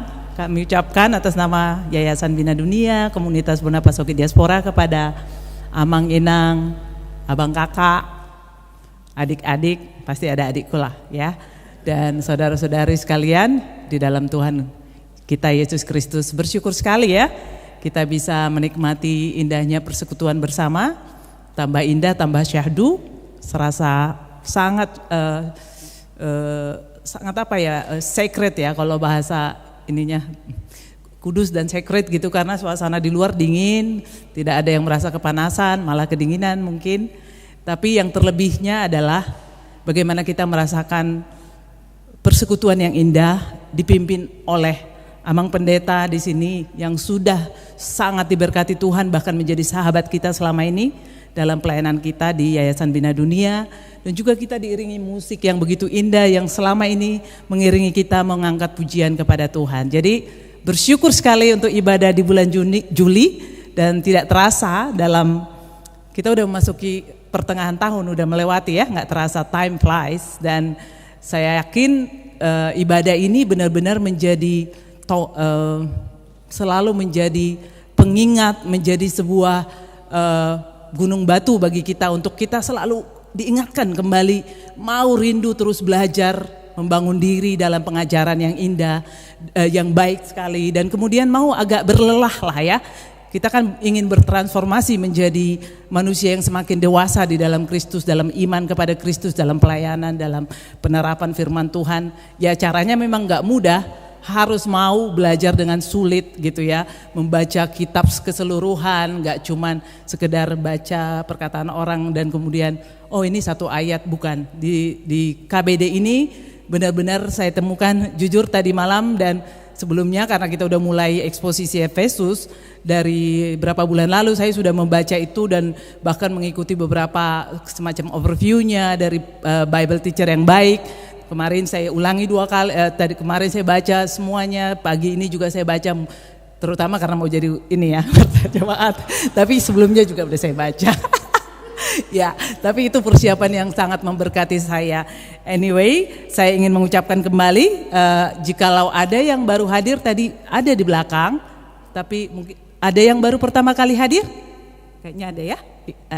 Enggak ya? Yang di samping, ada di samping Hotria siapa? Ingat? Widya, udah pernah datang sebelumnya? Udah? Oh ya udah, tapi baru ya. Terus terima kasih mukanya. Baru apanya ya? Baru penampilan. Dan senang juga melihat wajah lama datang kembali. Ada tadi Kak apa tadi yang saya salam? Kok udah nggak ada ya? Kak Tince, ya ke toilet. Terima kasih ya. Nah, untuk itu saya mengajak kembali kita kembali hadir di ibadah kita bulan depan 3 Agustus seperti biasa di awal bulan pukul 14 atau pukul 16 WIB atau 4 sore dan tempatnya sama di HKBP Menteng Lama dengan pembicara Pendeta Anwar Chan. Kayaknya udah doktor ya Bang ini ya. Nah, dokter ini lupa ditulis, ini juga penting sebagai sebuah pernyataan betapa pembicara, pengajar yang berkualitas yang KBD bawa ke dalam ibadah kita. Mari kita ajak saudara-saudari, teman, keluarga dalam ibadah bulan depan. Nah, saya juga nanti ya setelah saya kenalkan dulu, kita akan memperkenalkan ya bagi yang belum kenal tapi hampir semua udah kenal pelayan ibadah bulan ini. Kembali tadi saya tanya ke Pak Pendeta Alex Nanlohi, sekarang lagi sibuk di mana nih Bang gitu. Katanya memang di Jakarta, di Perkantas, dan dengan kesibukan yang luar biasa memang tetap melayani di STT Trinity tapi memang kebanyakan lewat Zoom ya.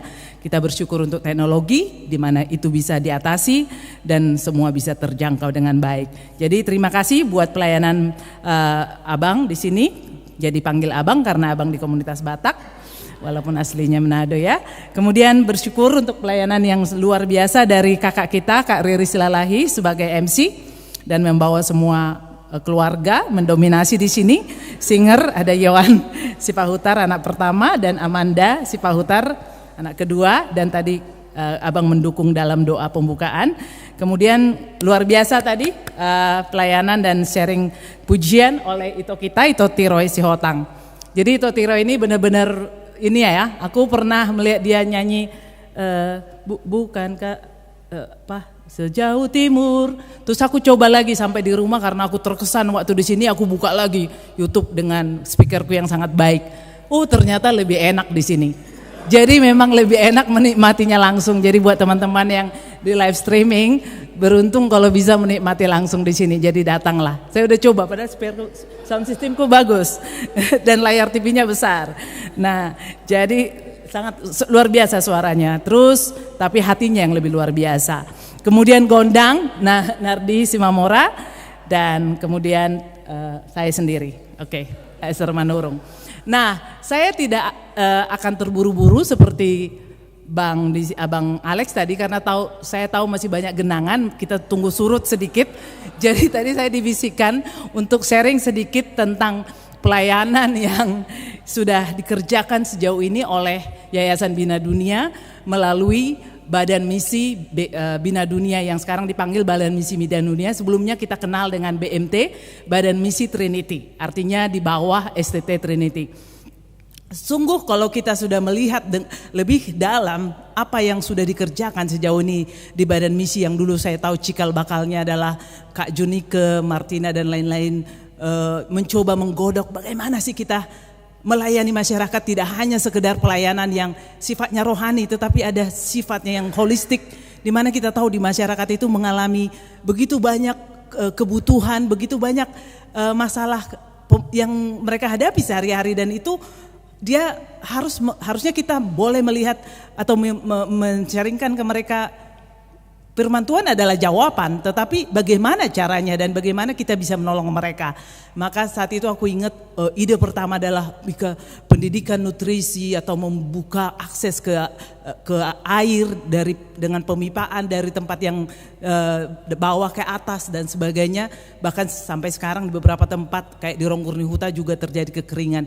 Jadi bahkan kesehatan. Jadi yang digodok waktu itu Kak ya, mungkin sekitar 10 tahun yang lalu atau mungkin 7-10 tahun yang lalu dengan Martina, Kakak dan Kak Sita, sekarang telah bertransformasi menjadi sebuah kekuatan dan badan pelayanan STT, dan sekarang diambil alih oleh pengurus di sini dalam naungan yang namanya lembaga baru, supaya nanti dia terpisah dari STT sehingga bisa menjadi wadah bagi pengiriman mahasiswa praktek dan kemudian itu bisa mendapatkan kredit dalam sistem perkuliahan sesuai dengan Kementerian Pendidikan dan Kebudayaan. Jadi ini sekarang membuat kita kagum akan pekerjaan Tuhan. Sekarang sudah ada 7 pusat pelayanan.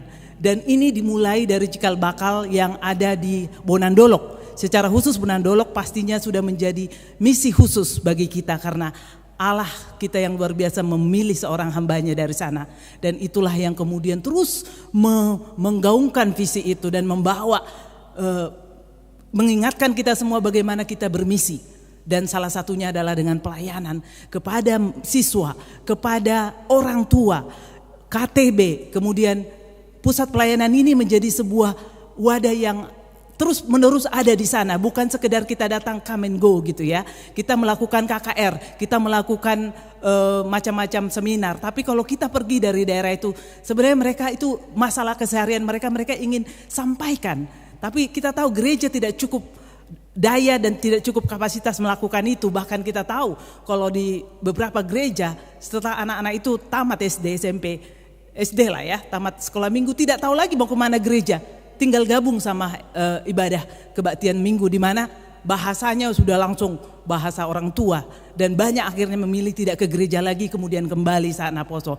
Nah, pusat pelayanan ini sudah berjalan begitu luar biasa di mana saat ini kita sebut ya, pelayan di sana adalah tamatan atau lulusan dari STT yang memang belum pendeta, tapi mereka sudah dinobatkan atau ditabiskan sebagai seorang misionaris yang mau mengerjakan panggilan penginjilan, kemudian pemberdayaan masyarakat, kemudian menolong anak-anak remaja dalam bukan saja pertumbuhan rohani, tapi tentunya akademis, kebutuhan mereka untuk memahami bagaimana merencanakan masa depan, kemudian juga kepada remaja Naposo, Parari Kamis, dan yang sifatnya cross church ya, nggak bisa tidak hanya satu gereja. Kemudian mereka terlibat dalam pemberdayaan masyarakat, mereka ikut bicara dengan para pemangku kepentingan di desa. Bagaimana sih desa ini bisa dikembangkan? Mereka ikut terlibat kayak menyapa masyarakat ketika lagi panen dan sebagainya.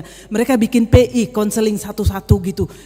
Udah ngalamin juga saya di Bonandolok kalau pagi-pagi. Inang, si dia doh. Gitu kan, ini sudah gitu, siapa kau? Dan pasti kita bisa berhenti, ya aku Inang Esther baru manurung. Di situ udah jalan masuknya kita menyapa, bicara, berdoa. Ngai dia anak kaninang, butini dah ba, neng manian anak koneng, sebuah ini sekolah tuh son. Ya, kudakan ya Inang gitu. Terus juga ada panen, kemudian ditanya lagi, aku bisa bantu Inang, aku bantu memetik kopi di atas itu agak di ini. Oh ini kopinya banyak gak Inang dapatnya? Sotik mas, sehari paling kalau dikumpul-kumpul dapat 30.000 sehari seminggu gitu-gitu. Jadi kita paham benar kebutuhan mereka. Nah, saya tidak ingin berpanjang lebar menceritakan itu, tapi satu perkembangan terbaru yang sungguh luar biasa, terutama dari pusat pelayanan yang baru 1 tahun 8 bulan berdiri, namanya Tambana Godang, yang adalah kampung halaman dari David, Bapak Bapak Era dan Nevia. Di sini kita menerima sebuah revelation ya, artinya kita melihat keadaan realitas yang luar biasa, sangat menyedihkan sekaligus menjadi kesempatan yang luar biasa bagi pelayanan ini untuk berbuat dan berdampak. Yang terjadi adalah kita memang pernah KKR di sana, kita KKR, tapi ya seperti itu, kadangkala hasil dari KKR atau Inang kami mendengar kayak opung itu, Anggo Martangi yang memang bagakan, keren kalau bahasanya kata-katanya. Ini dari yang melayani. Kalau ngomong dan senang datang gitu. berdoa, tapi masih merbadai, masih berkelahi. Udah orang tua katanya, udah tua, udah kayak sakit, udah tahu lah paling berapa tahun lagi, bulan lagi, tapi masih kuat tenaganya berkelahi. Itu yang terakhir kita dengar di Tabanan Godang dan tempat lain seperti itu, konflik antar generasi. Tadi abang bicara mengenai bagaimana jangan bawa konflik ke generasi berikut. Kayak di rumah juga ngomongin tulang, tapi untung ya, mama udah dalam Kristus malah dia yang cut ya. Jadi kembali ke masalah masyarakat tadi juga kita lihat keterbelakangan, keterpencilan membuat mereka mendapatkan akses pendidikan yang sangat lemah. Jadi anak-anak itu ada yang kelas 1 SMP belum bisa baca, ada yang sampai 2 bulan ingusan. Ya kan, terus kemudian nggak sembuh-sembuh sampai si Lasma di sana tanya kenapa nggak sembuh, apapun nggak bantu, nggak ngasih obat gitu, diusahakanlah ke sana. Kemudian ada tren gitu ya, anak-anak ini orang tuanya udah nggak tahu di mana, mereka dititipkan banyak-banyak anak-anak ini ke opungnya saja, 5-10 bereret begitu ya, banyak sekali bapak pergi, mama pergi. Jadi kadangkala misionaris kita di sana, aku sebenarnya tidak sanggup menghadapi ini. Aku belum, kayak mereka butuh konseling, aku belum merasa sanggup melakukan itu. Jadi hal-hal ini yang mau kita doakan, bagaimana mereka juga mendapatkan pelatihan karena mereka masih muda, tapi seperti dalam firman Tuhan, jangan seorang pun menganggap engkau muda kan, karunia itu akan Tuhan berikan bagi orang yang mau mengikuti panggilannya dan hidup berpadanan dengan Injil Tuhan. Jadi itu salah satu di Tabanan Godang. Kemudian Ronggurni Huta kita tahu kekeringan, mereka harus pintar-pintar lah kalau lagi musim kering atau musim kemarau, anak-anak banyak bantu orang tua, jadi mereka harus benar-benar cari waktu yang maksimal ketika anak-anak itu tidak bantu orang tua supaya KTB-nya terus berjalan. Tapi banyak kabar baiknya, kita melihat dampak yang luar biasa. Kemarin diceritakan dari Haryara Pohan, bagaimana anak-anak KTB yang sudah dibina sama Nur dan teman-teman, ada Christine dan sebelumnya ada Ira di situ, itu dari kelas 1 SMA udah KTB dan mereka melihat sekarang udah tahun ketiga, mereka udah lulus, ada yang ke Jambi, ada yang kedokteran di mana, saya lupa di mana persisnya, dan ada beberapa orang ini dan masih mau terhubung. Jadi mereka masih mau KTB bulanan mereka via online, dan mereka udah ini dibantu secara akademis selama ini. Jadi mereka nggak hanya KTB, mereka juga benar-benar berusaha mencapai cita-cita yang terbaik. Dan saya bilang inilah anak-anak yang nantinya pasti sudah merasakan bagaimana pelayanan ini, sehingga mereka mau lagi akan melayani ke depan, bahkan di tempat yang kita tahu kalau di kampung kalau udah pergi langsung nggak mau balik lagi karena tahu pahitnya kehidupan di kampung. Jadi brain drain di kampung gitu, ada kekeringan, orang-orang yang pintar udah gak ada di kampung. Nah dampak seperti ini kita rasakan. Nah di kabar baik ini juga ada kabar lagi yang kita tahu masih banyak peluang dan tantangan. Contoh di sana mereka itu harus naik turun gunung gitu ya, itu dengan ada di mana di Lasmaide yang itu di Ronggurni Huta ya, dia pakai motor bekas dari Bonandolok sehingga harus ganti apa itu tiap minggu gitu ya. Itu udah kayak berjibaku dengan alam ya, itu luar biasa keberanian mereka. Terus juga ada satu hal di mana kayak pelayanan buat ama di sana masih kurang karena memang keterbatasan mereka untuk bisa menjangkau dengan waktu. Tapi bersyukur beberapa mereka selalu didukung oleh mahasiswa praktik 2 bulan. Kemudian juga ada kemarin program MBKM itu yang namanya 6 bulan bisa.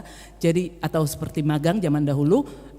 Jadi kita tetap melihat begitu banyak kesempatan dan kita bersyukur dengan segala hal yang bisa dibenahi. Kita tahu kita akan bisa menjangkau lebih banyak lagi. Karena itu inilah saat ini kita akan doakan dan juga minta dukungan. Kita berharap kalau selama ini mereka itu didukung oleh yang namanya orang tua asuh. Jadi kayak kami doa tiap minggu, 2 minggu sekali di Bonandolok. Karena saya jatuh cinta sama Bonandolok sejak pertama kali KKR. Jadi saya udah bolak-balik ke sana dan memang ingin mendukung terus gitu ya. Walaupun saya sekarang mau diminta ke tempat lain karena di Bonandolok banyak. Tapi itulah maksudnya. Ada orang tua asuh yang mendukung mereka, walaupun mungkin tidak akan memberikan dukungan finansial atau bagaimana, tapi yang terpenting adalah mereka tahu mereka didukung kakak-kakak ini. Ada kayak Kak Riris di Haryara Pohan, ada Kak Hokna juga bantu Bonandolok ya, dan lain-lain. Ada tadi David tentunya dari kampung sendiri, Kak Masron ya di Pengururan ya, banyak lagi. Nah kami ingin ini kesempatan sangat besar dan banyak yang bisa kita lakukan.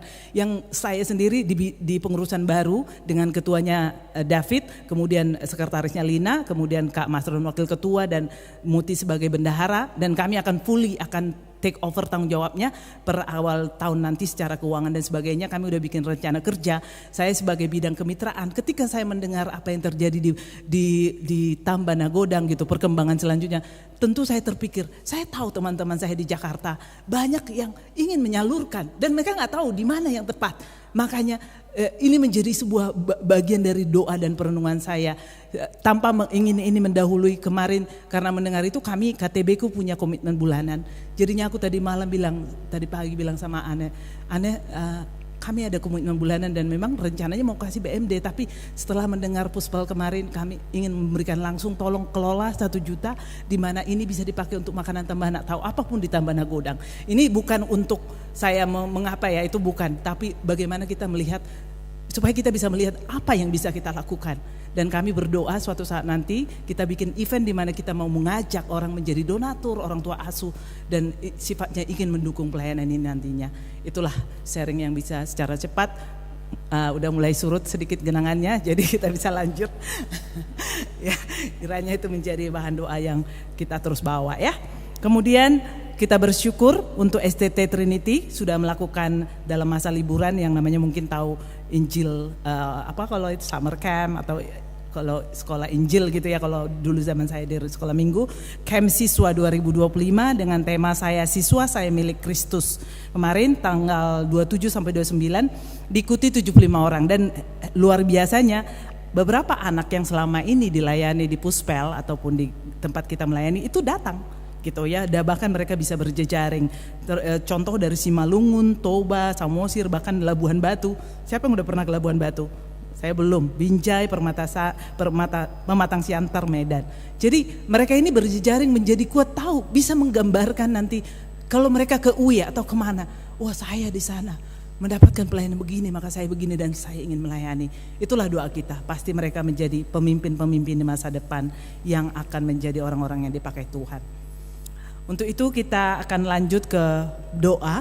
Kita akan berdoa secara umum untuk ibadah KBD kita, terutama bulan depan. Tadi saya udah baca, ya bulan depan itu sekaligus perayaan ulang tahun YBD yang ke, lupa, 11, 12. Ya lupa, nanti kita ingatkan. Dan ketuanya lupa. Ke-15, ya biasa gitu kalau trik kita pura-pura nggak ingat biar semua jadi ingat. 15 dan 19, wow luar biasa. Iya KTB, iya mission trip kita aja udah dari tahun 2006 sorry. Kemudian kita juga sekaligus merayakan ulang tahun Indonesia. Nah ini kalau ini boleh lupa lah, 76 kali. Oke, enggak inget ya, kecuali hari tertentu ya 80 gitu inget. Oke, untuk itu kita mari tundukkan kepala, kita bersatu hati, kita akan berdoa. Ya Tuhan Yesus Kristus yang sudah mengambil kami, mengadopsi kami menjadi anak-anak Tuhan, memberikan kami kehidupan yang baru, dan di dalam Roh Kristus kami dijadikan identitas baru milik Tuhan. Terima kasih Tuhan untuk persekutuan bulanan yang boleh kami ikuti, yang sudah berlangsung dengan baik, dan bahkan kami percaya kehadiran-Mu di tempat ini boleh berkenan Engkau melihat dan mendengarkan puji-pujian yang sudah kami angkat, dan kami bersyukur untuk pemberitaan firman Tuhan yang sudah boleh menolong kami juga memahami bagaimana steps untuk kami boleh semakin lagi serupa dengan Kristus dan melakukan langkah-langkah bagian kami mengandalkan Tuhan, mengandalkan firman Tuhan dalam transformasi hidup kami, sehingga kami layak disebut sebagai anak-anak Tuhan yang akan menjadi terang di sekitar kami. Kami berdoa Tuhan, hal ini boleh kami terapkan secara sungguh-sungguh Tuhan, secara bukan hanya kami menjadi pendengar, kami ingin melakukannya Tuhan. Ajari kami untuk mengerti kehendak Tuhan, untuk juga mengerti apa yang harus kami bersihkan, yang harus kami tanggalkan dalam kehidupan kami. Tolong juga kami untuk memiliki sahabat-sahabat rohani yang mungkin juga bisa menjadi teman atau sahabat rohani yang menolong kami bertumbuh semakin lebih lagi kepada Kristus. Tuhan, kami mengucap syukur untuk ibadah KBD ini. Kami tahu di tengah-tengah dunia yang semakin gelap, kami terus boleh mendapatkan pelayanan dan pengajaran firman Tuhan yang sangat solid. Dan kami merasakan ini menolong kami terus untuk kembali diingatkan berjalan dalam jalan-jalan kebenaran Tuhan. Kami bersyukur untuk para pelayan yang sudah mengambil bagian khusus untuk bulan ini ya Tuhan. Kami bersyukur untuk Bapak Pendeta Alex Nanlohi yang kami suka panggil Bang Alex. Kemudian juga untuk MC Kak Riris Silalahi, untuk singer Yoan dan Amanda Sipahutar. Juga untuk pemusik kami Tiroy Sihotang, dan juga tadi membawakan lagu pujian yang indah buat Tuhan. Juga untuk Ito Nardi Simamora sebagai yang memainkan gondang ya Tuhan. Terima kasih untuk kesediaan mereka dan kesetiaan mereka Tuhan melayani Engkau. Terkhusus untuk Bang Alex, kami sungguh merindukan tambahkan hikmat dan bijaksana bagi dia, untuk dia melayani Engkau lebih heran lagi, terutama di tengah-tengah siswa pemuda-pemudi di Jakarta. Tuhan pakai dia, berikan karunia-Mu dan tolong dia untuk melihat mana pelayanan-pelayanan yang tepat, yang strategis lagi untuk dia boleh kerjakan. Berikan dia kesehatan, berikan dia kecukupan, dan berikan dia hikmat-Mu mengatur schedule-nya yang sangat padat. Dan biarlah Tuhan mitra-mitra pelayanan yang boleh bekerja sama selama ini dengan Bang Alex, bahkan juga naungan Yayasan Perkantas dan juga STT Trinity boleh menjadi mitra yang sangat baik. Mereka bekerja semakin lagi lebih menjangkau jiwa-jiwa di Indonesia dan di seluruh dunia. Terima kasih Tuhan untuk pelayanan Abang ini. Tuhan, kami juga mau melanjutkan doa kami. Kami sungguh bersyukur Tuhan untuk Yayasan Bina Dunia yang terus berjalan melaksanakan program-program bagi kemuliaan nama Tuhan. Kami bersyukur Tuhan untuk STT Trinity yang terus boleh mengerjakan bagiannya. Terlebih Tuhan, kami mau bersyukur untuk pelayanan yang sudah mereka lakukan bagi siswa-siswa di Parapat dan sekitarnya. Kami sungguh mendoakan ya Tuhan, STT Trinity boleh menjadi sebuah corong yang menyatakan kebenaran bagi Tuhan di kota Parapat dan Sumatera Utara pada umumnya, dan juga pengajaran yang benar di tengah-tengah maraknya pengajaran yang menyimpang dari Alkitab. Tuhan, kami berdoa untuk STT ini juga boleh menyalurkan berkat, menjadi dampak yang baik bagi masyarakat sekitarnya. Kami doakan pimpinan, ketua, wakil ketua, semua pimpinan unit yang ada di sana, pelayanan masyarakat, pengabdian masyarakat, bersatu padu, sehati, seia dalam Kristus, melakukan pelayanan program akademik maupun pelayanan riset maupun pengabdian masyarakat. Biarlah Tuhan STT Trinity boleh Kau pakai menjadi alat di tangan Tuhan menjangkau jiwa dan membawa kemuliaan bagi Sumatera Utara dan Indonesia bahkan dunia. Tuhan, kami juga bersyukur Tuhan, tak lupa kami bersyukur untuk para donatur yang selama ini mendukung pelayanan yang dilakukan di bawah YBD. Bahkan banyak Tuhan yang tidak kami bisa sebut satu persatu. Mereka mendukung berbagai pelayanan beasiswa bagi mahasiswa dan juga operasional dan hal-hal lain yang sungguh tidak mungkin bisa dilakukan tanpa adanya kerjasama dan dukungan mereka. Berkatilah para donatur ini dimanapun mereka berada. Biarlah mereka juga semakin lagi dalam kehidupannya merasakan bagaimana pimpinan Allah dalam hidup mereka. Bahkan mereka Kau pakai untuk lagi menjadi alat di tangan Tuhan menjangkau jiwa-jiwa, menjadi berkat bagi keluarga dan sekitarnya.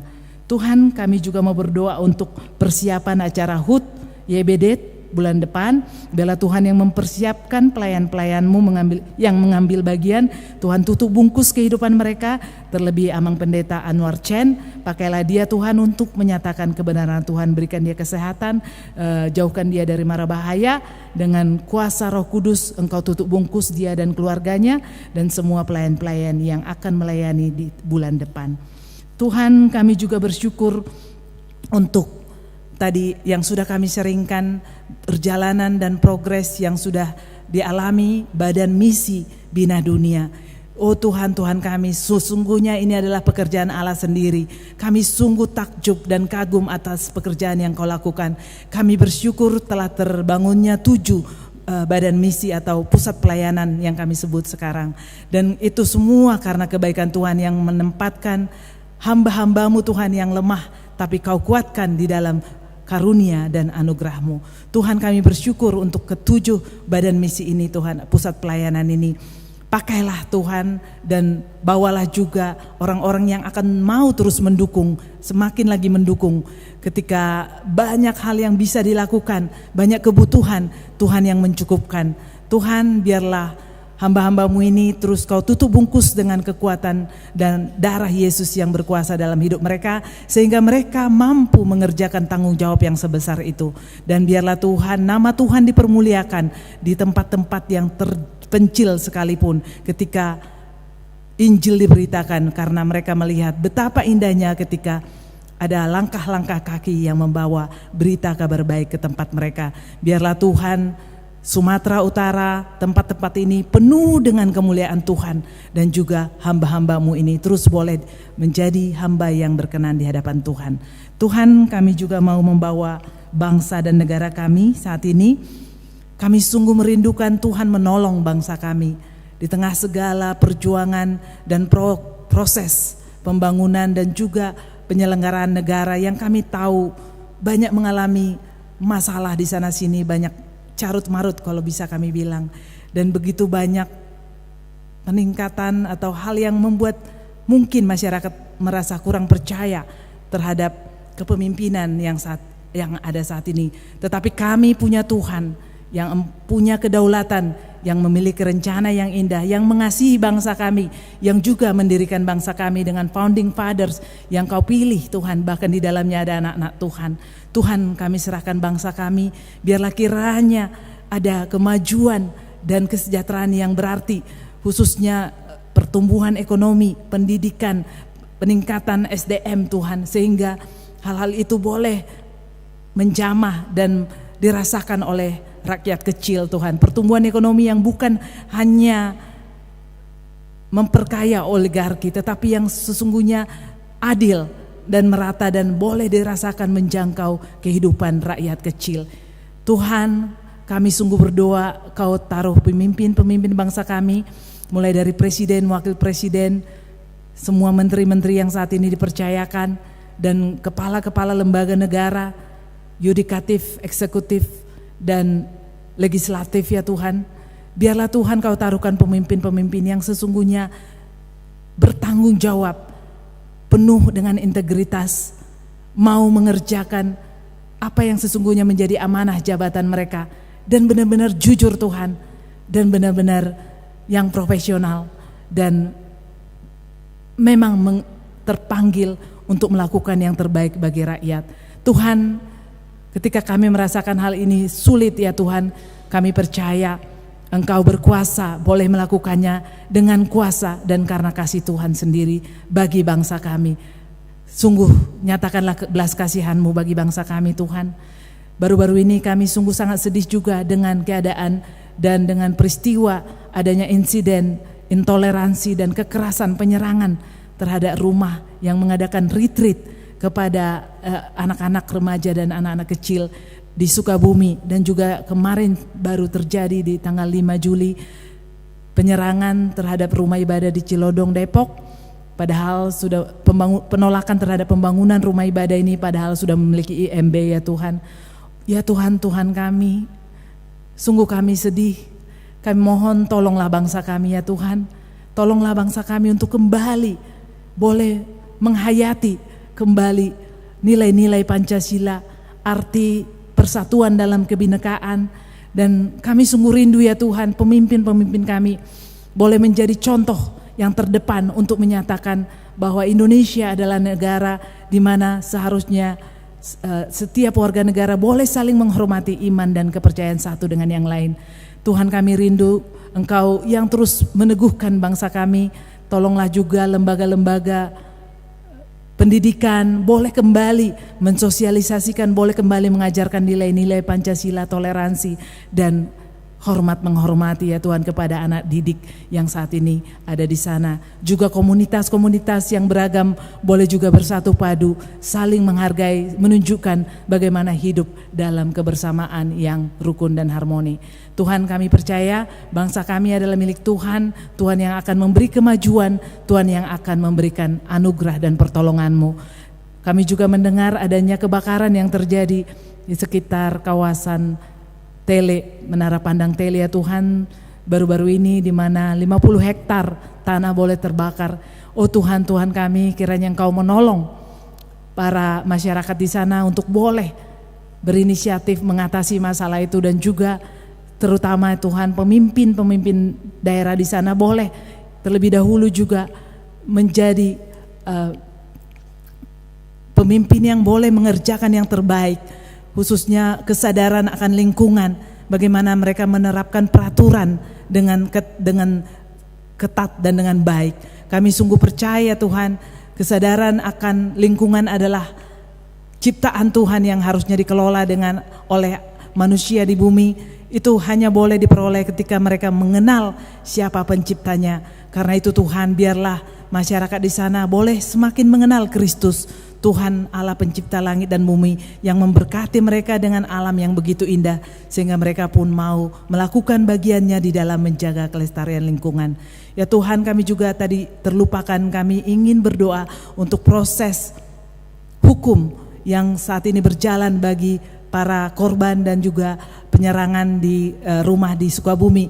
Kami sungguh mendoakan Tuhan proses hukum ini berjalan dengan sebaik-baiknya, tidak ada kebocoran dan tidak ada tebang pilih. Biarlah Tuhan dengan proses hukum ini masyarakat kembali boleh percaya dan ada efek jerah kepada masyarakat lainnya untuk tidak melakukan hal yang sama. Tolonglah para penegak hukum, tolonglah pemimpin seperti yang sudah kami lihat bagaimana mereka membela dan berdiri di tengah-tengah masyarakat.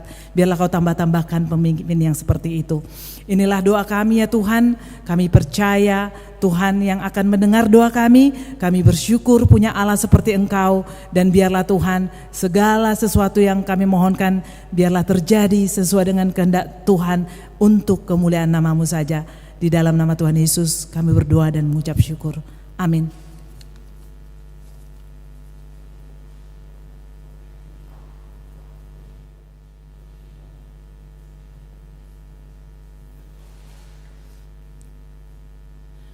Bapak, Ibu, Saudara yang terkasih, tiba saatnya kita di penghujung ibadah kita pada sore hari ini. Mari kita pulang dengan tekad yang baru. Biarlah Tuhan boleh terus mengerjakan dan kita juga boleh terus mengerjakan pembaharuan di dalam hidup kita, sehingga kita bisa menjadi saksi Kristus yang memancarkan terang Kristus dimanapun kita berada.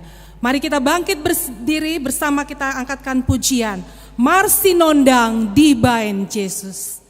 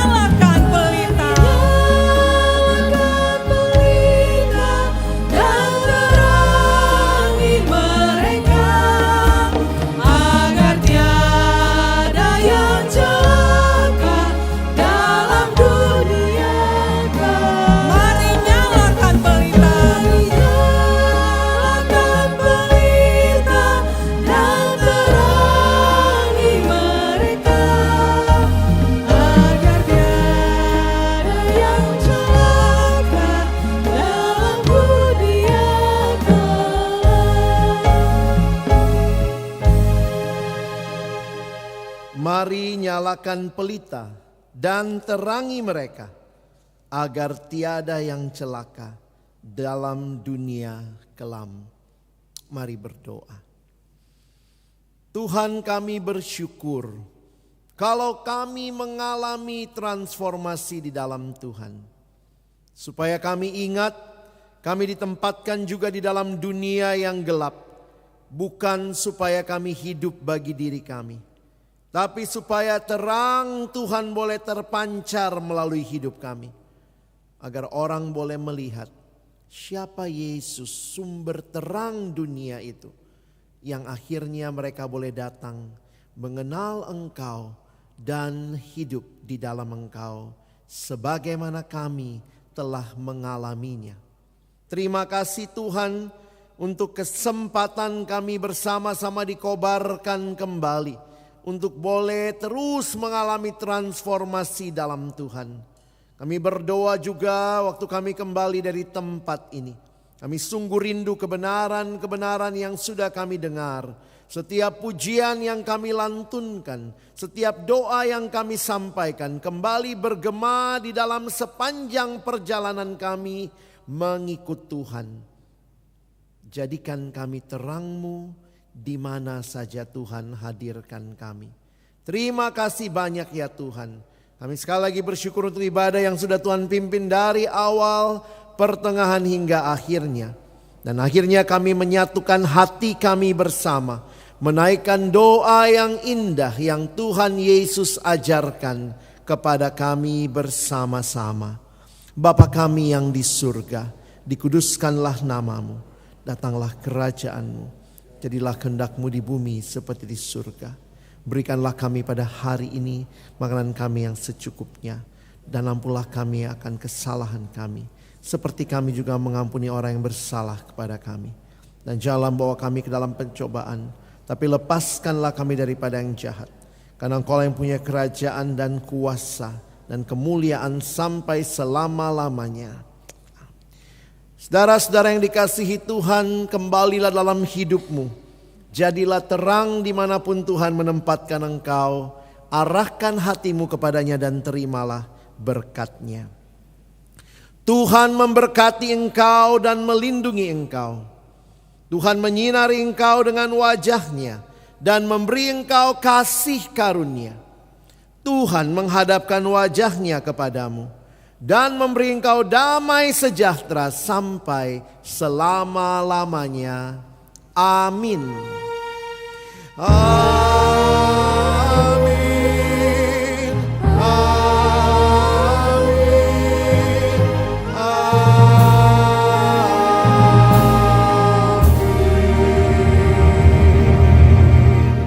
Silakan duduk mengambil saat teduh, ibadah kita selesai.